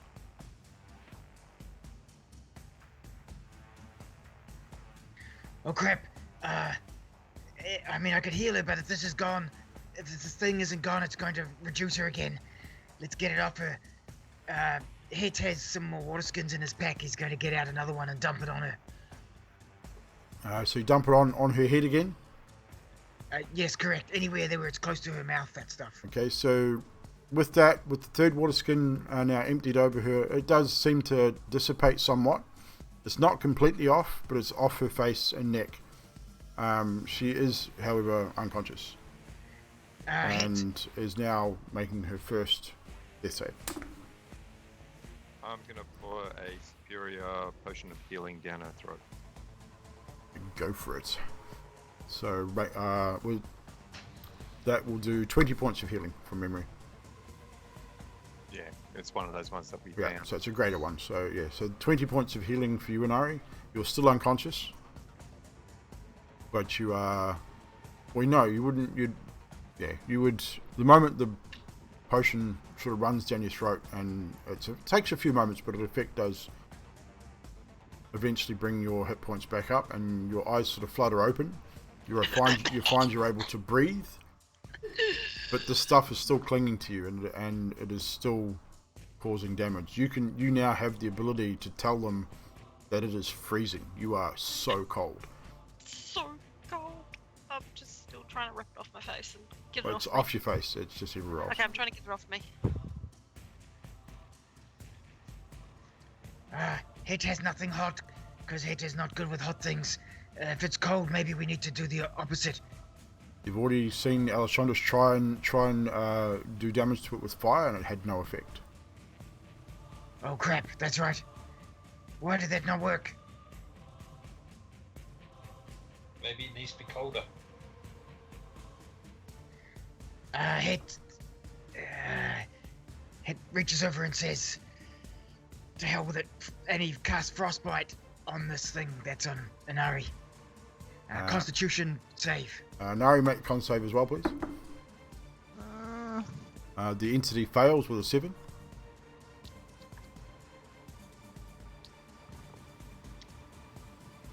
The entity takes...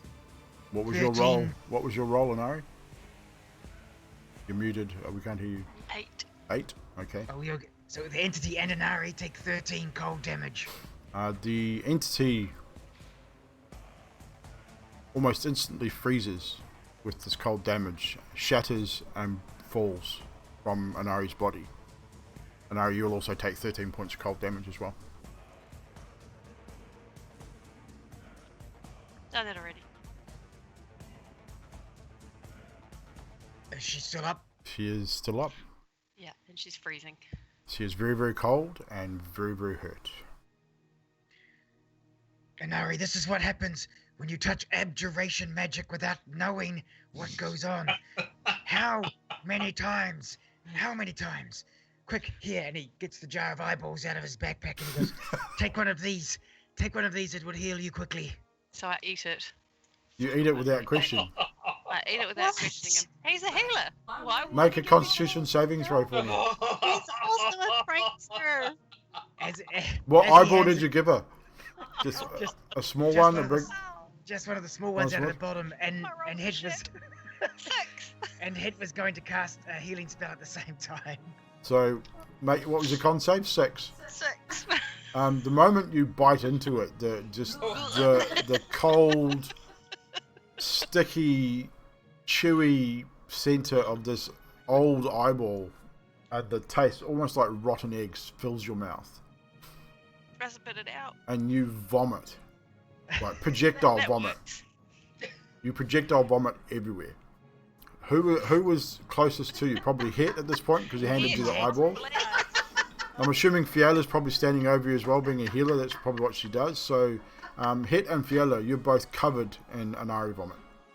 And I'm she's still an vomiting. air elemental, so I'm blowing. Oh, you that are too. So you're blowing it everywhere. So the whole room is covered in Inari vomit.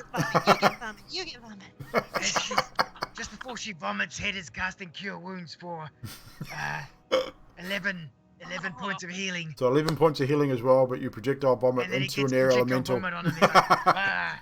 He's like, Instant karma. all medicine tastes terrible, Inari. You must take your medicine. Your face. Awesome.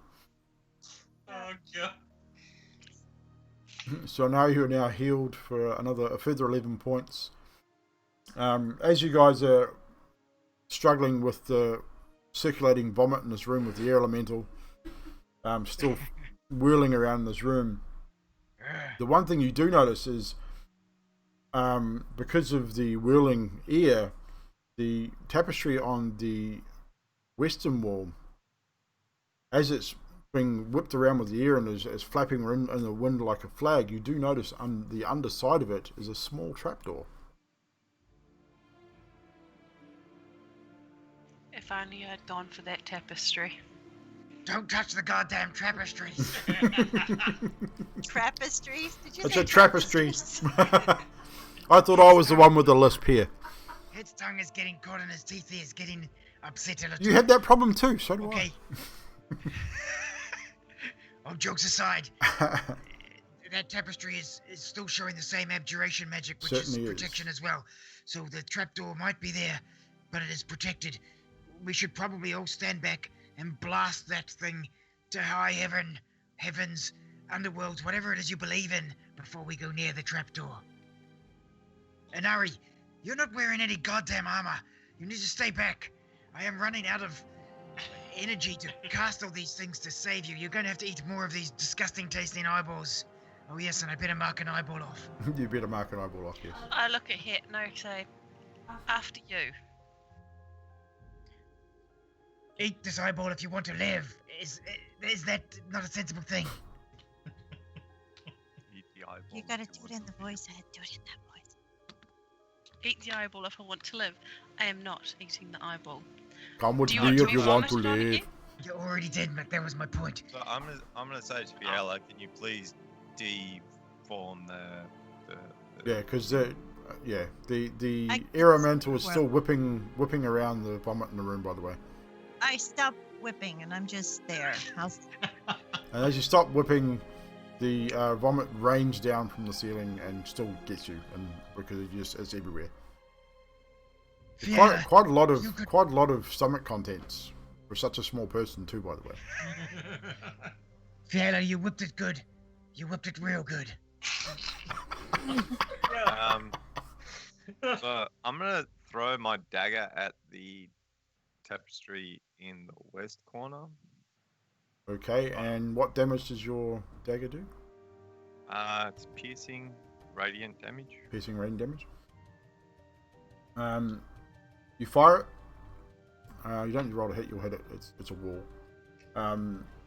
It hits it. It returns to your hand, and it doesn't seem to do any damage. Like you can see where it pierced it. It's done. So it's pierced the fabric, but it just doesn't seem to have done much more than that. Hit Wait a minute. pulls up his loot, aims at the tapestry, and says, what the hell does he say? He's got to open the right, Open the right page, Hit. open Come the on. right page of his damn book. Doesn't know his spells off by heart. And he says, out in the cold. And he fires, hits ice spear at the tapestry in front of the trapdoor. That is a 2-hit roll, which is You don't need to roll to Wow. hit. It'll hit. It's okay. It's DC's definitely like hitting. 5. Unless you roll a natural 1, you'll hit it. 26 is good. So that is damage inclusive of that for 10. Oh my goodness. That is 19 damage. 19 cold damage. Correct. So with that, the spear strikes the tapestry. That cold damage, that frost damage, just sparks off and instantly freezes the entire tapestry. And then after a few seconds, you hear that sort of cracking sound of ice as it heats, and it just shatters into 1,000 pieces, revealing a trapdoor behind it. It was a tapestry. Tapestry. Oh my god. Right. Hit. Yes, sir. You can go open the tapestry. Affirmative. Hit walks up to the trapdoor in the wall and runs his hands around it, checking for some sort of traps or openings or switches to pull it open. You walk up to the tapestry trapdoor, and it is just a simple wooden door with a cast ring as a handle. You turn it, it's not locked, and it opens, and you sort of peer through, and it another hallway. Hit pulls forth his loot and he says, I'm looking at the trap and I'm covered in crap now. Prestidigitation. and he cleans all the vomit off himself and beckons everyone through the trapdoor as he walks through it. Does everybody else get vomit free too, or is it just you? Hit also does it to Fiala. Everyone else is still covered in vomit. Correct. So Yeah, Hit that goes might through be the trap. 50. So Hit goes through the trapdoor. Who is following? That'd be I'm Fiala. behind. And me. Yeah. So everyone follows. Yeah. So you now find yourself standing in a 30-foot long corridor, in the same 10-foot wide corridors you've been travelling this whole time. As you look forward down this corridor, again it's quite dim. There's no torches in these corridors, but with assuming people have weapons lit and things as you normally do, you can see pretty much in the dark anyway. 30-foot corridor with a turn to the east, which looks like another set of stairs leading downward. And I cast Prestidigitation on myself, clean myself up. Dokie.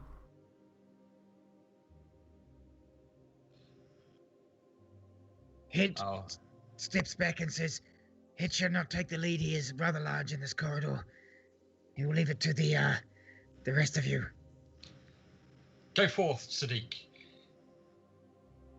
I'll follow. Yeah, I'll take the lead. You take the lead. So indeed, you get to the eastern turn in this corridor, and it is a stairwell leading down about 30 feet. And when you get to the bottom, you now look forward another 40 or so feet, and you see a cross junction.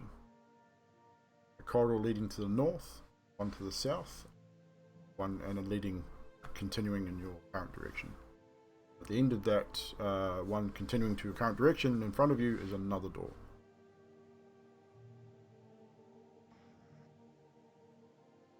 Which way, team? Close your eyes, spin around with your finger pointed out, and hang on. I'll use the compass. Hit gets the compass out of his backpack. Right. So at the moment you guys are sitting at the at the moment you guys are standing at the base of the stairs. It's about 40 feet to the cross section there. You can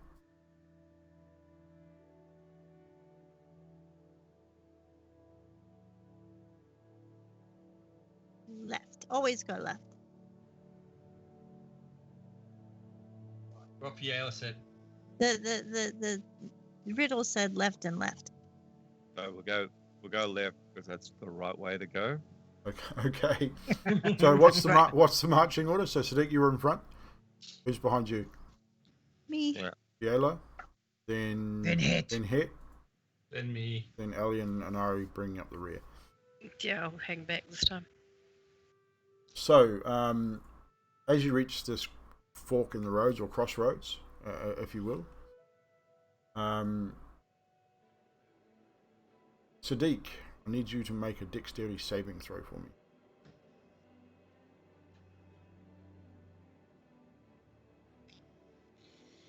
24. 24.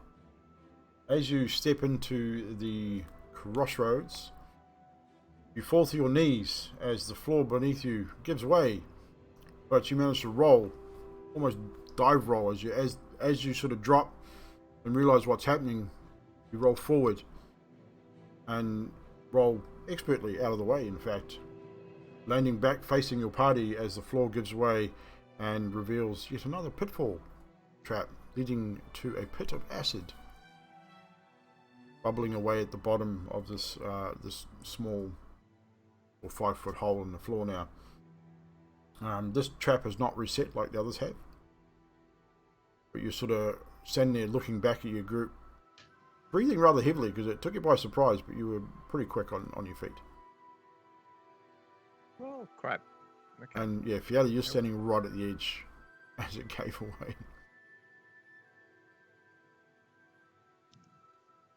That was close. Bubbling acid. So Sadiq, where you're standing now, your back is to a doorway. You've got a door behind you. If you peer around to your left, looking back at the group, which is now down to the south, you can see, with the light you guys have, you can see another door at the end of a 40 or 50 foot corridor. You turn to the right, which is the way you were going to go, you see a dead end about 50 feet down. I'm going to investigate the door that at. One that you're closest to? Yeah, with an 18. Okay. You're investigating the door. Mm-hmm. You'll need to make another dexterity saving throw for me.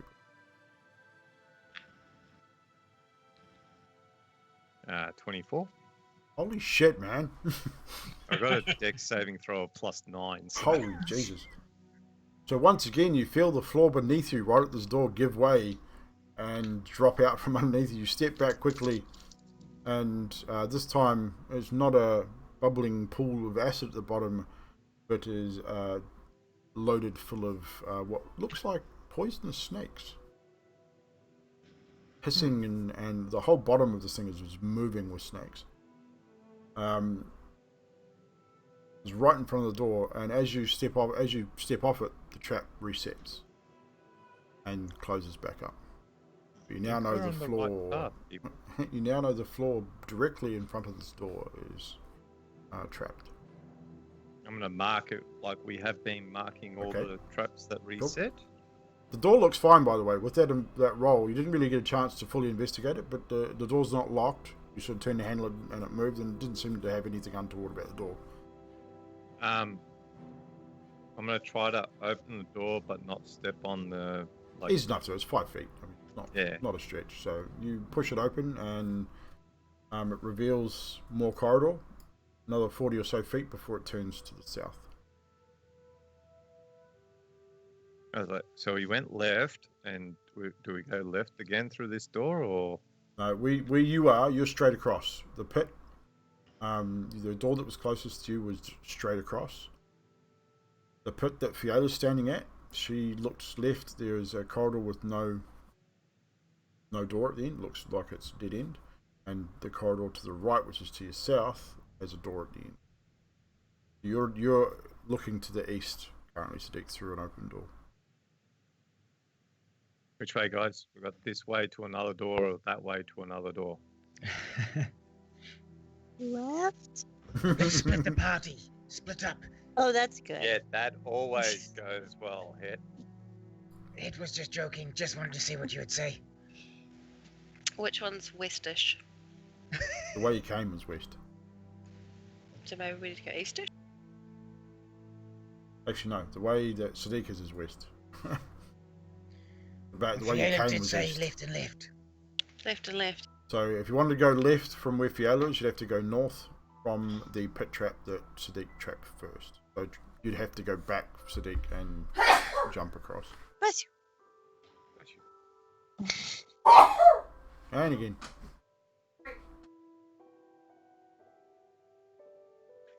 So yeah, we'll go that way.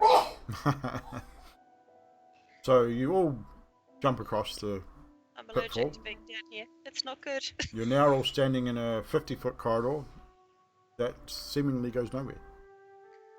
Wait a second, Sadiq. If you pull out the compass, Investigate the walls. Well, I don't know, but you nearly fell into acid, right? Then you avoided that, and then you nearly fell into snakes, but you avoided that, which is good. What if the next one's snakes and acid? It could be really bad for us. I don't think it would be snakes or acid. I think it would be acid or snakes or a pitfall. Fiela Aeronomental is looking at the wall. Which wall? North, south, north, the end of the corridor, or just the walls as you go down? Yeah, where we are? Yeah, where you are, you're in a corridor that has no end. Like it's a dead end. Yeah, So you're searching the walls or the end of the corridor? I feel like it's a trap. You feel like everything is a trap. So specifically, which wall would you be investigating? The long walls, heading down to the end, or the dead end? The dead end wall? Yep. Roll an investigation.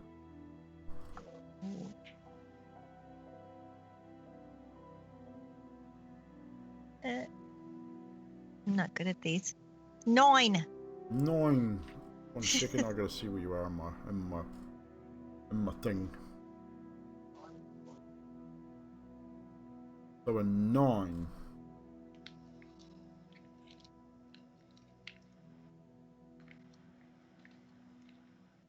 You feel around you, and even though there doesn't seem to be anything, you feel a doorknob as you move down the wall, and you turn it and pull it, and it opens.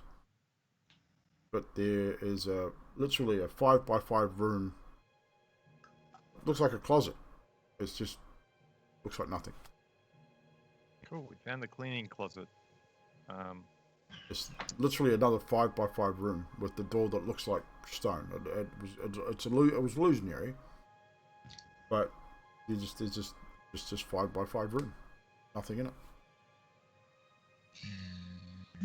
I'd like to examine the room. Excuse me. It bellows. Yeah, it made some strange burping noises. Weird. You want to actively investigate the room? Or you just want to have a look around, Trash? Just have a look around. Perception check.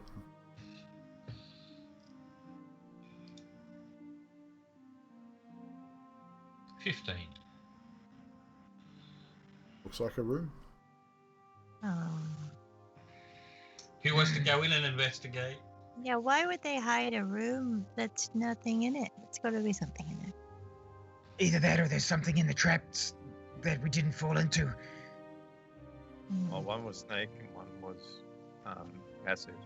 Or what if there's a trapdoor Ellie's- beneath the Ellie's acid? the lightest one, so I say we let her go down to find out what's in each. That could be a good plan. Get the Hey. rope. Yep, get the rope. What are we doing, guys? We're putting a leash on Alice Wonders. Again. Around the waist. Not the neck, around the waist. So this is just a little room of nothing. There's no broom, buckets, anything. Nothing. Completely empty. Alright, so Bad janitor's room. I go into the room with the rope. Hopefully someone's holding the rope. Anyone holding the rope? Yeah, Het. Okay. It will hold the rope. Het is your the rope holder. Okay. Quite So- literally. I go into the room and actively search the room. Roll investigation. With advantage. Take your time. You got this. So what? With advantage, that means I get a second roll, yeah? Roll Take two mine. roll 2d20s and take And the take higher. highest. Add your proficiency. Just don't roll two nat ones. 19. 19. As you're sort of feeling around, you feel around the wall in front. Can't feel anything. Check the wall to your right. Nothing there. You check, sort of looking at the ceiling, and the ceiling's actually quite low in here, so you check the ceiling. Nothing there. As you check the left-hand wall, however, sort of running your hand down, you feel a small stone slightly protruding. Just big enough for you to press with your finger. It's a small round stone. It's the only thing that's protruding on this is otherwise flat surface. I press it. Roll a Constitution saving throw. No, I'm kidding.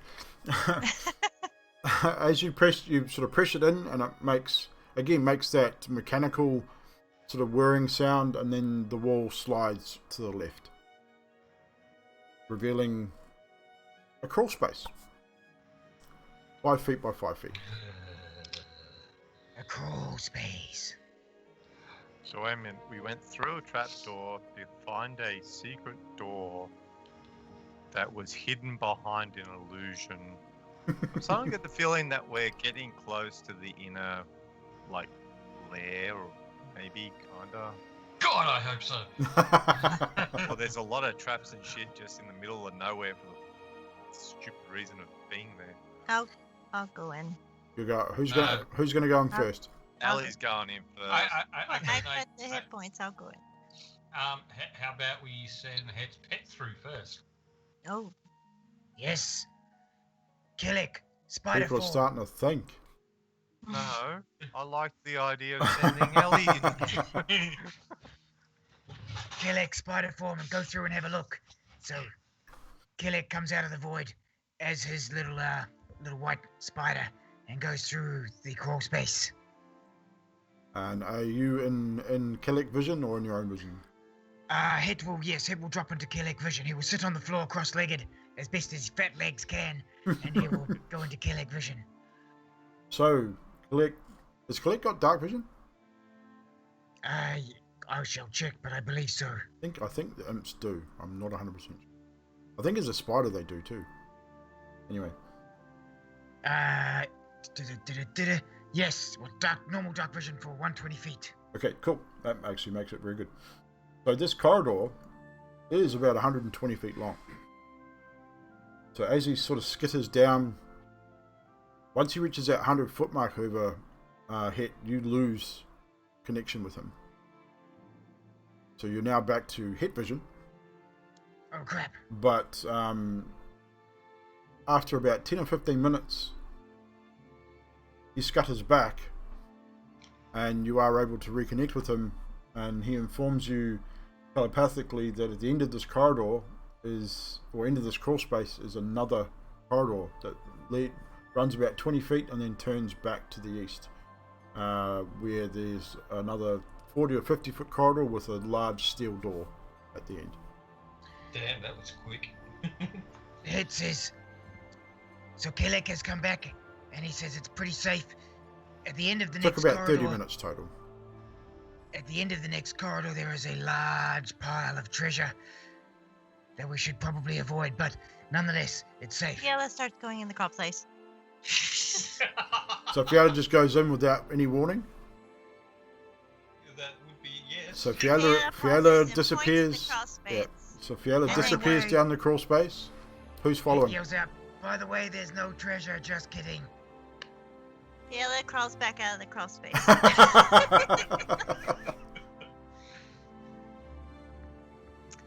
So, what are we doing, team? Actually thought Allie was gonna do that, not you. So Hey, what I actually like when- was it there? Het relays what the DM said. Basically a long corridor which leads down to another corridor. With a steel door at the end. With a steel door at the Large end. steel It's door. a large steel door. The seal door. Steel door.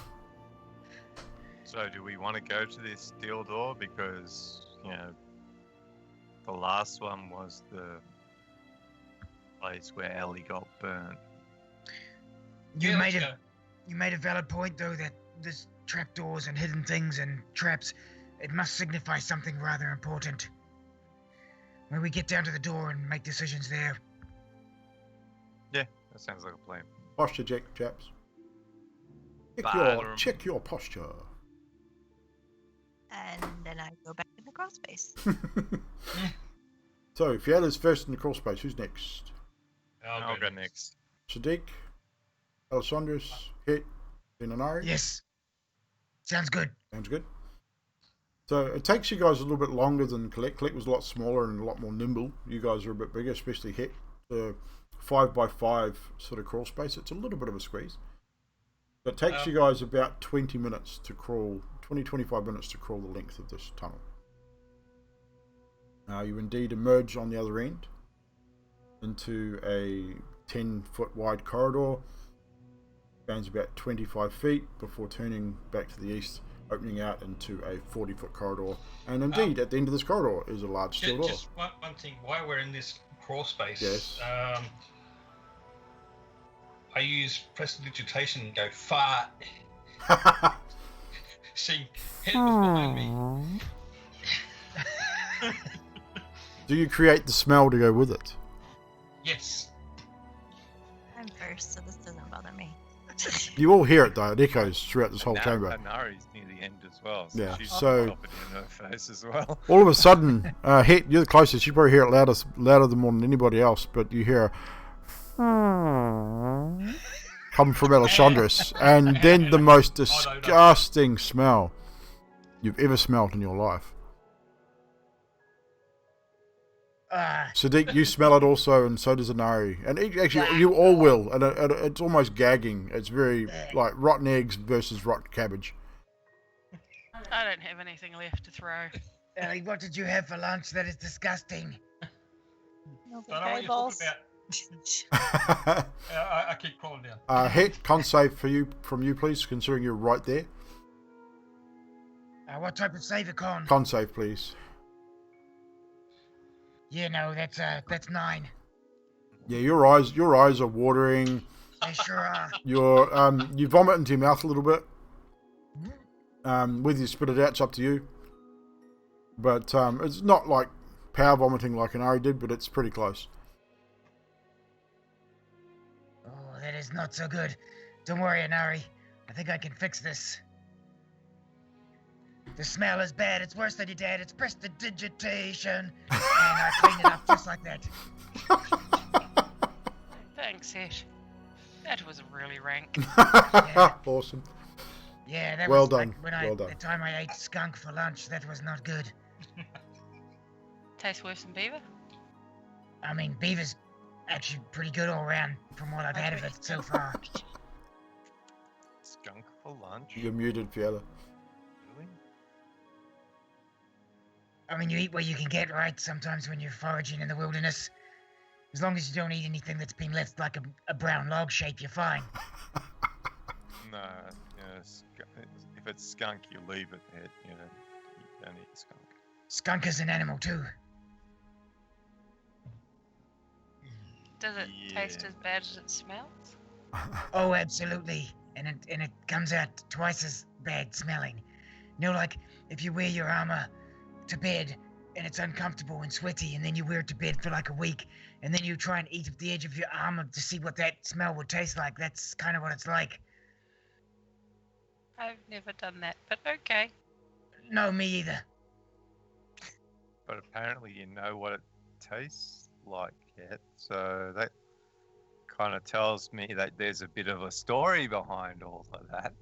Are we at the iron door yet? Tomb of Horrors. I would say that you've reached into the corridor by now. You are now standing all in the 40-foot corridor facing the large iron door. And now that you can see it for yourselves, it looks like a double set of iron doors. Not dissimilar to the one that you found in the vat room. Similarly made, but this one definitely looks like it opens on hinges. You can see the big iron hinges on either side. Okay. Hit will, if you guys are okay, hit me. Take 10 minutes to detect some sort of magical interference on this door, just to be safe, eh? Sounds like a good idea. I think so. Hit starts tracing sort of sigils in the air and sits on the ground and does his little ritual to detect magic. And you take the 10 minutes, you cast the ritual, and nothing but what you guys are wearing lights up. Hit looks at the door and he says, "Whoa. Whoa. This reminds me of this one time at band camp. And no, there's no magic here. It's good to go, people." I take it you ate some magic mushrooms at band camp. At Bard Camp. I think it's Bard Camp. Bard camp. Isn't that what Camp. I thought that's what I said. Bard camp. Nonetheless, no magic on the door. I'm not sure about traps and things. That's your deal there, Allie. Alright, I'll check it for traps. And after you Roll finish investigation. checking, Ellie, check it again. Just to make sure. Do I have the option to check it again? We can help him, maybe. Roll investigation for your checking for traps on this door. Yep, 9. 9. As far as you know, there are no traps. You're pretty certain there's no traps. So Ellie, I take it there's no traps? Yeah, you can open it. No, you can open it. You're the one that noticed that there's no traps there, so...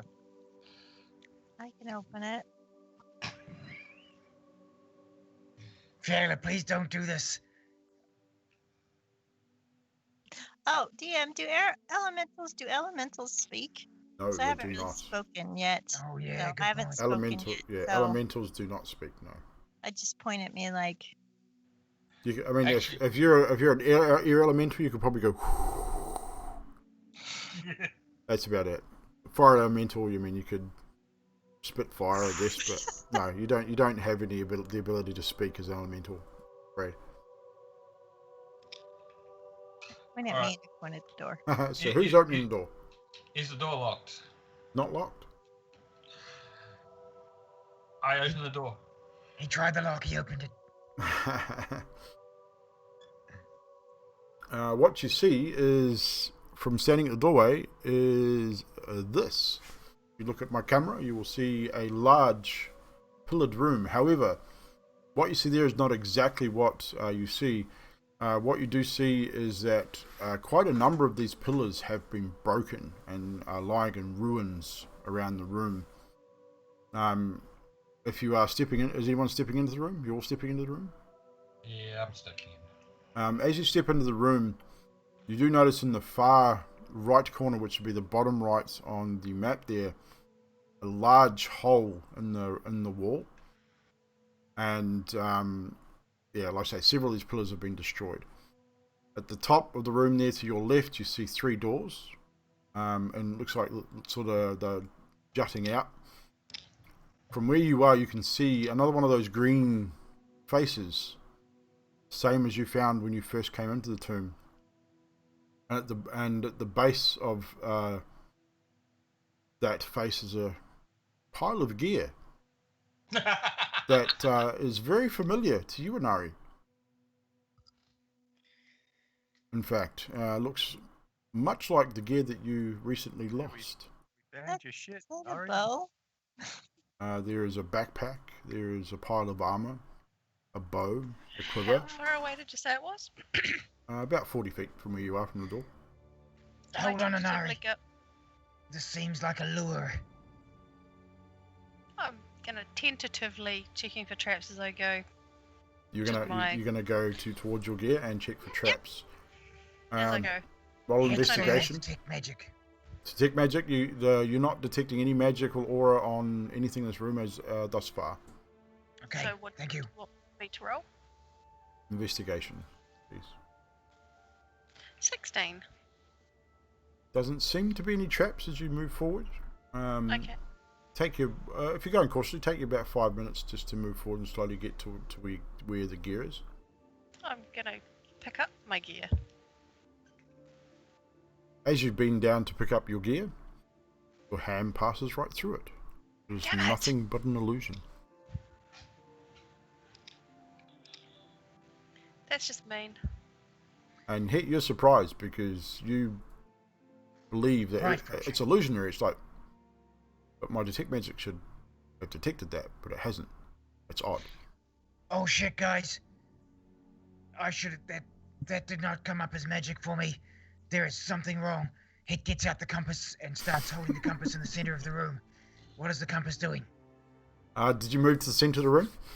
Yes, Hit moved to the center of the room. As you move to the center of the room, you do notice a large throne up on a pedestal, which is at the southern end of the room. This throne is made of iron. It has got a large horned skull set in the top of the throne and several human skulls set into it as well. On this throne is a crown on the seat and a scepter, both made of gold and gems. Your compass is doing its normal hit. It's just spinning uncontrollably, as usual.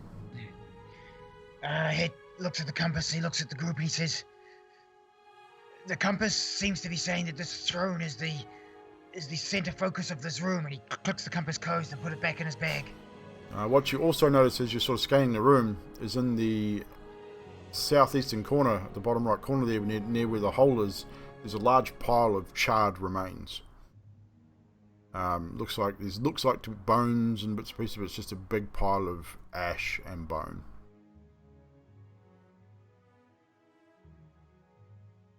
This seems very dangerous.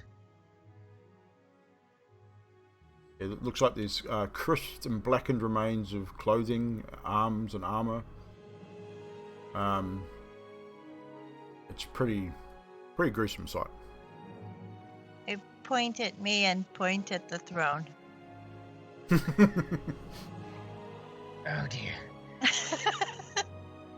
I take it the other went followed Hit to around the center then. I'm assuming you all sort of followed Yeah, Hit to the alright. center, unless you want to do something else. Inari, you're still at the face if you want to do something else. Or do you want to go to the centre of the room? Yeah, I'll go to the central room with it. Okay. Your camera is really fucking about too, by the way. Keeps freezing. I think it's what you've done with Skype, so we're gonna redo all your Skype this week. What are we doing, people? You are now standing in the centre of the room. You can all see the pile of charred remains. You can see the throne with the crown and scepter on it, the 3 doors. You now notice a second face. If looking around the room, you had the green face in the top left-hand corner. On the top right, there is another devil's face. This time a sort of onyx black devil's face. But it has a bluish greenish tinge to it. That The riddle. the widow. The widow. Didn't it say something about a columned room and throne and keys, keyed something or other? Didn't we write that thingo down? The little Yes. It riddle? was in. I posted it in the thing here. So the riddle is: go back to the tormentor or through the arch, and the second great hall you'll discover. Shun the green if you can, but night's good colour for those of great valour. If shades of red stand for blood, the wise will not need sacrifice, aught but a loop of magical metal. You're well along your march. 2 pits along the way will be found to lead to a fortuitous fall, so check the wall. Yes. The keys and those are most important of all, and beware the trembling hands and what will maul.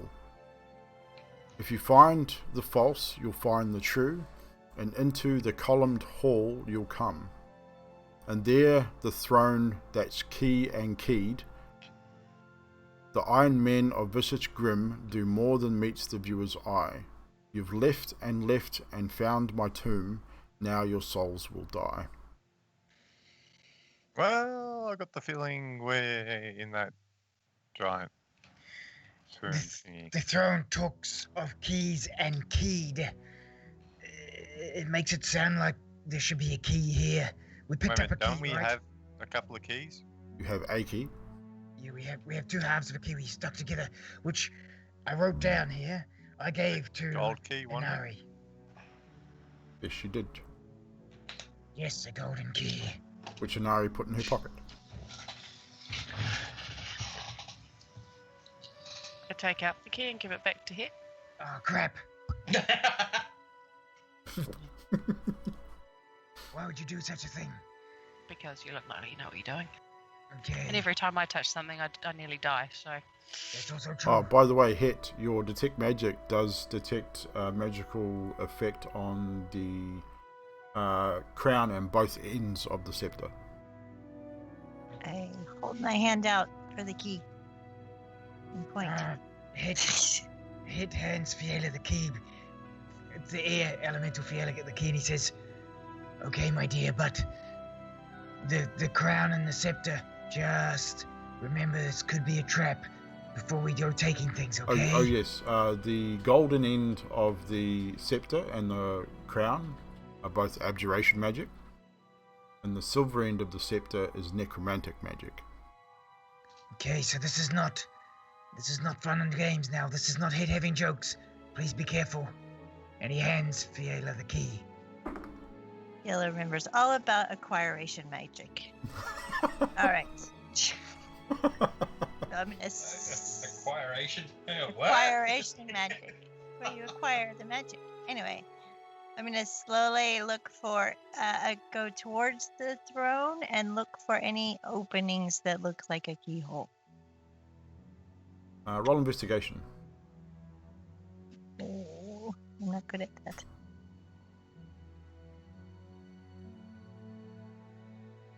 $16.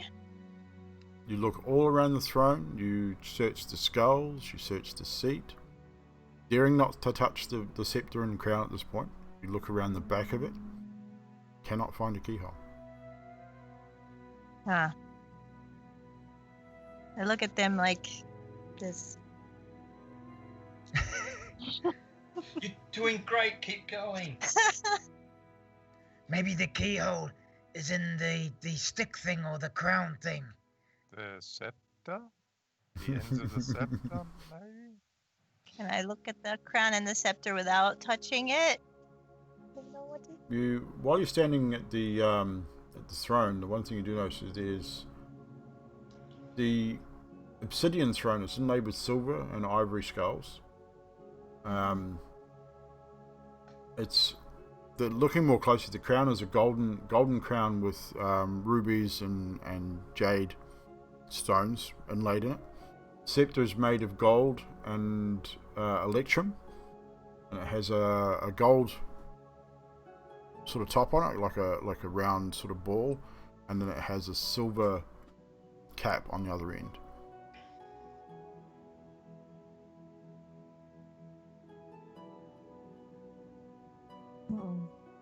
I feel like we knew something about gemstones that I don't remember anymore. So you say there's evil faces along the wall? No, nothing on the walls in this room.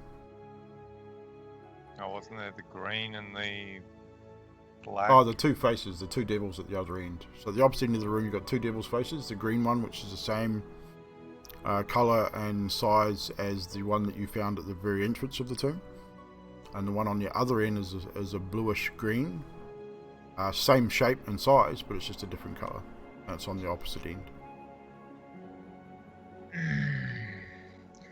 The exact words of the clue were, the throne that's key and keyed. I feel like we're missing something at the throne. Could be just hits. Well, Small mind. we're also missing another key too. I pointed Key. the... Keyed and keys kind of gives me that feeling that there's more than one key. I point at the throne and then make like a pushing movement, asking if they can push. Is it movable? Is the throne movable? I don't think I have the strength to move it if I'm air.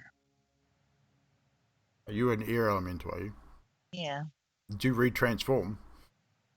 No, I was always an air elemental. That's why I did the whirlwind puke thing. Yeah, but you dropped it to stop the Did puke. I? Oh, Yeah, I you did. Oh, I'm you fine did. now. I can just say this You shit. can just All say right. this shit, yeah. I was just thinking, Did any of you I'm guys pretty sure you move dropped this? that ages ago, eh? I was doing my I'm practicing for my MyMac later, but City, can you move this? Is it movable? I don't know. Is it? Maybe it's got like a Movable? switch or something. Does it look like it's movable? Roll a perception check for me. Oh, these are like my favorite rolls.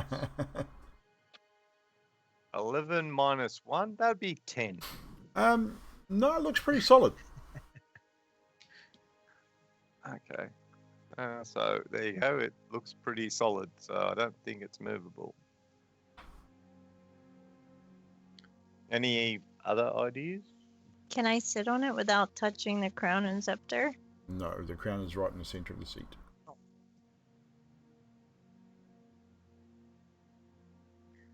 Maybe Okay. when I should look at the body, maybe the charred thing in the corner has a key. Can I get everyone to roll a perception check for me, please? That's not good. Perception, my favorite rolls. Yeah, Ooh, 9 plus. Alessandris, 7. Anari, 16. Yayla, 16. Het, 16. Sadiq. 8. So, Anari, Fiela, and Het, you were the first to hear it. The breathing. Allie, is it you again? It's coming from the large hole to the left of the crown, left of the throne. The large hole that you guys noticed as you first entered this room.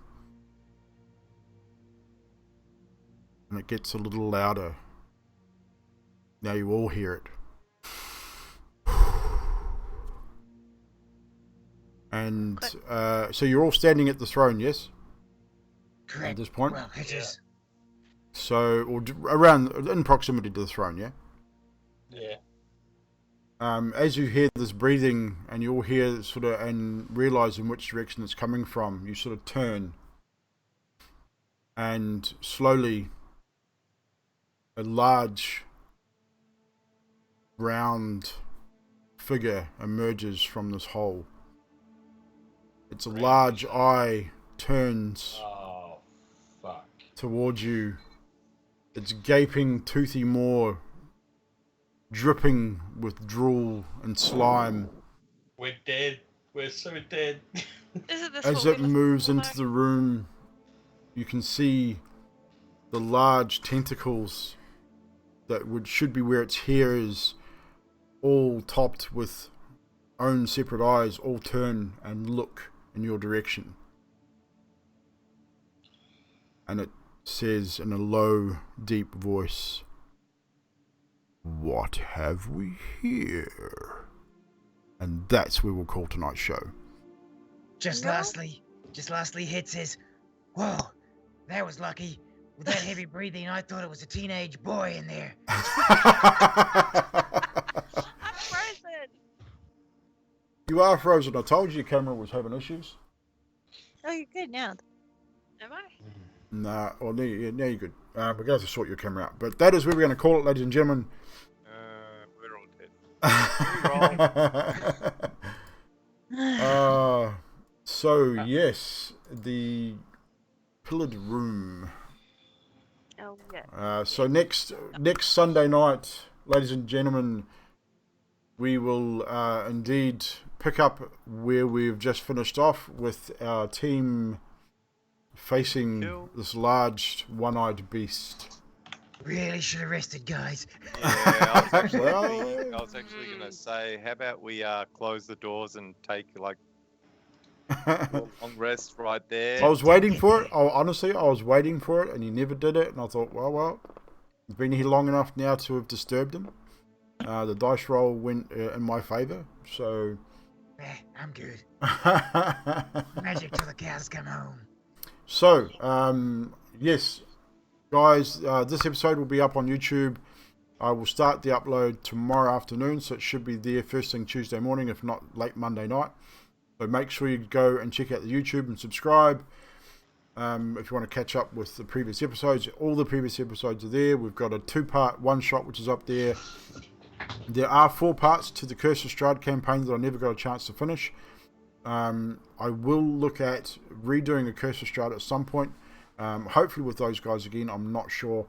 But if not with them, I'll definitely look at doing one with these guys at some point. So definitely come back and see us next Sunday night to see how the Lions of Elond fare against the mighty Beholder.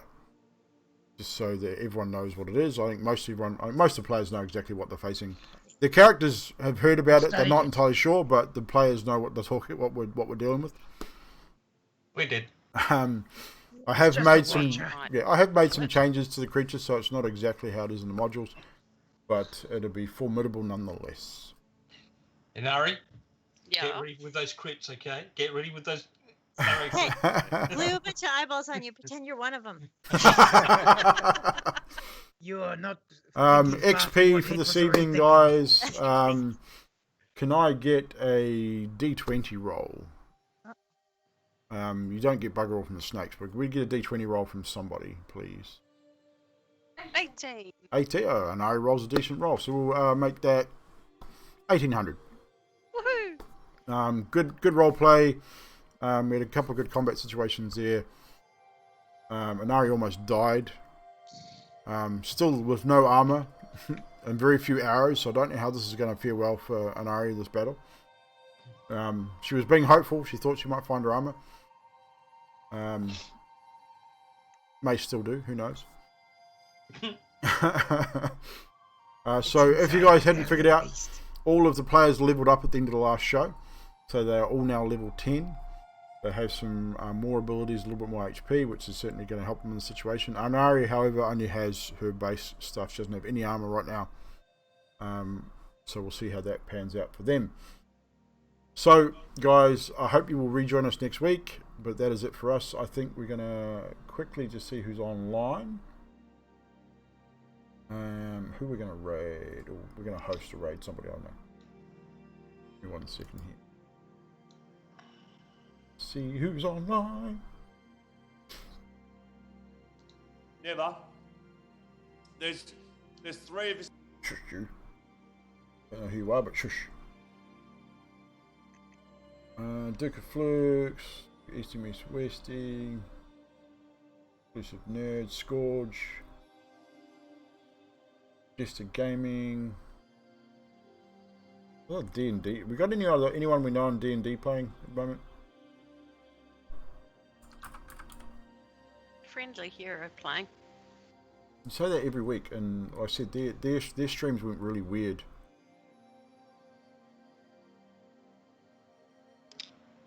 Unfortunately, they were a bit odd. Evan recommended a Dibs AU that's playing with 22 people. Dibs AU? Yeah, Who the hell are they? DIBS, capital A, capital U. I've never. I cannot see them on my list. Hmm. Oh, they're right up there. Right. Oh, it's live. Dibs AU. Have a look. Yeah, I've never seen them. There is just one of They're my playing ghosts, marbles. so it doesn't count. They don't even play It's all on Dungeons you and Dragons. guys. How dare he say he's playing Dungeons and Dragons and not be? Snork is in on the I action think he's now. currently just doing stream marbles in between. He's gonna get through stuff. Oh, first. yeah. I was just reading what it said, Dungeons and Looks like Dragons. Darkest. He must have changed his mind. Yeah, so we got these are Tainted Filth. Or is that still in the process? They Australian. I didn't know he was a fucking vampire. Well, this is what you get for sampling strangers' Night blood. Drax. But I have to so I can progress my blood knowledge. Okay, we're gonna raid these guys. I don't know who they are, but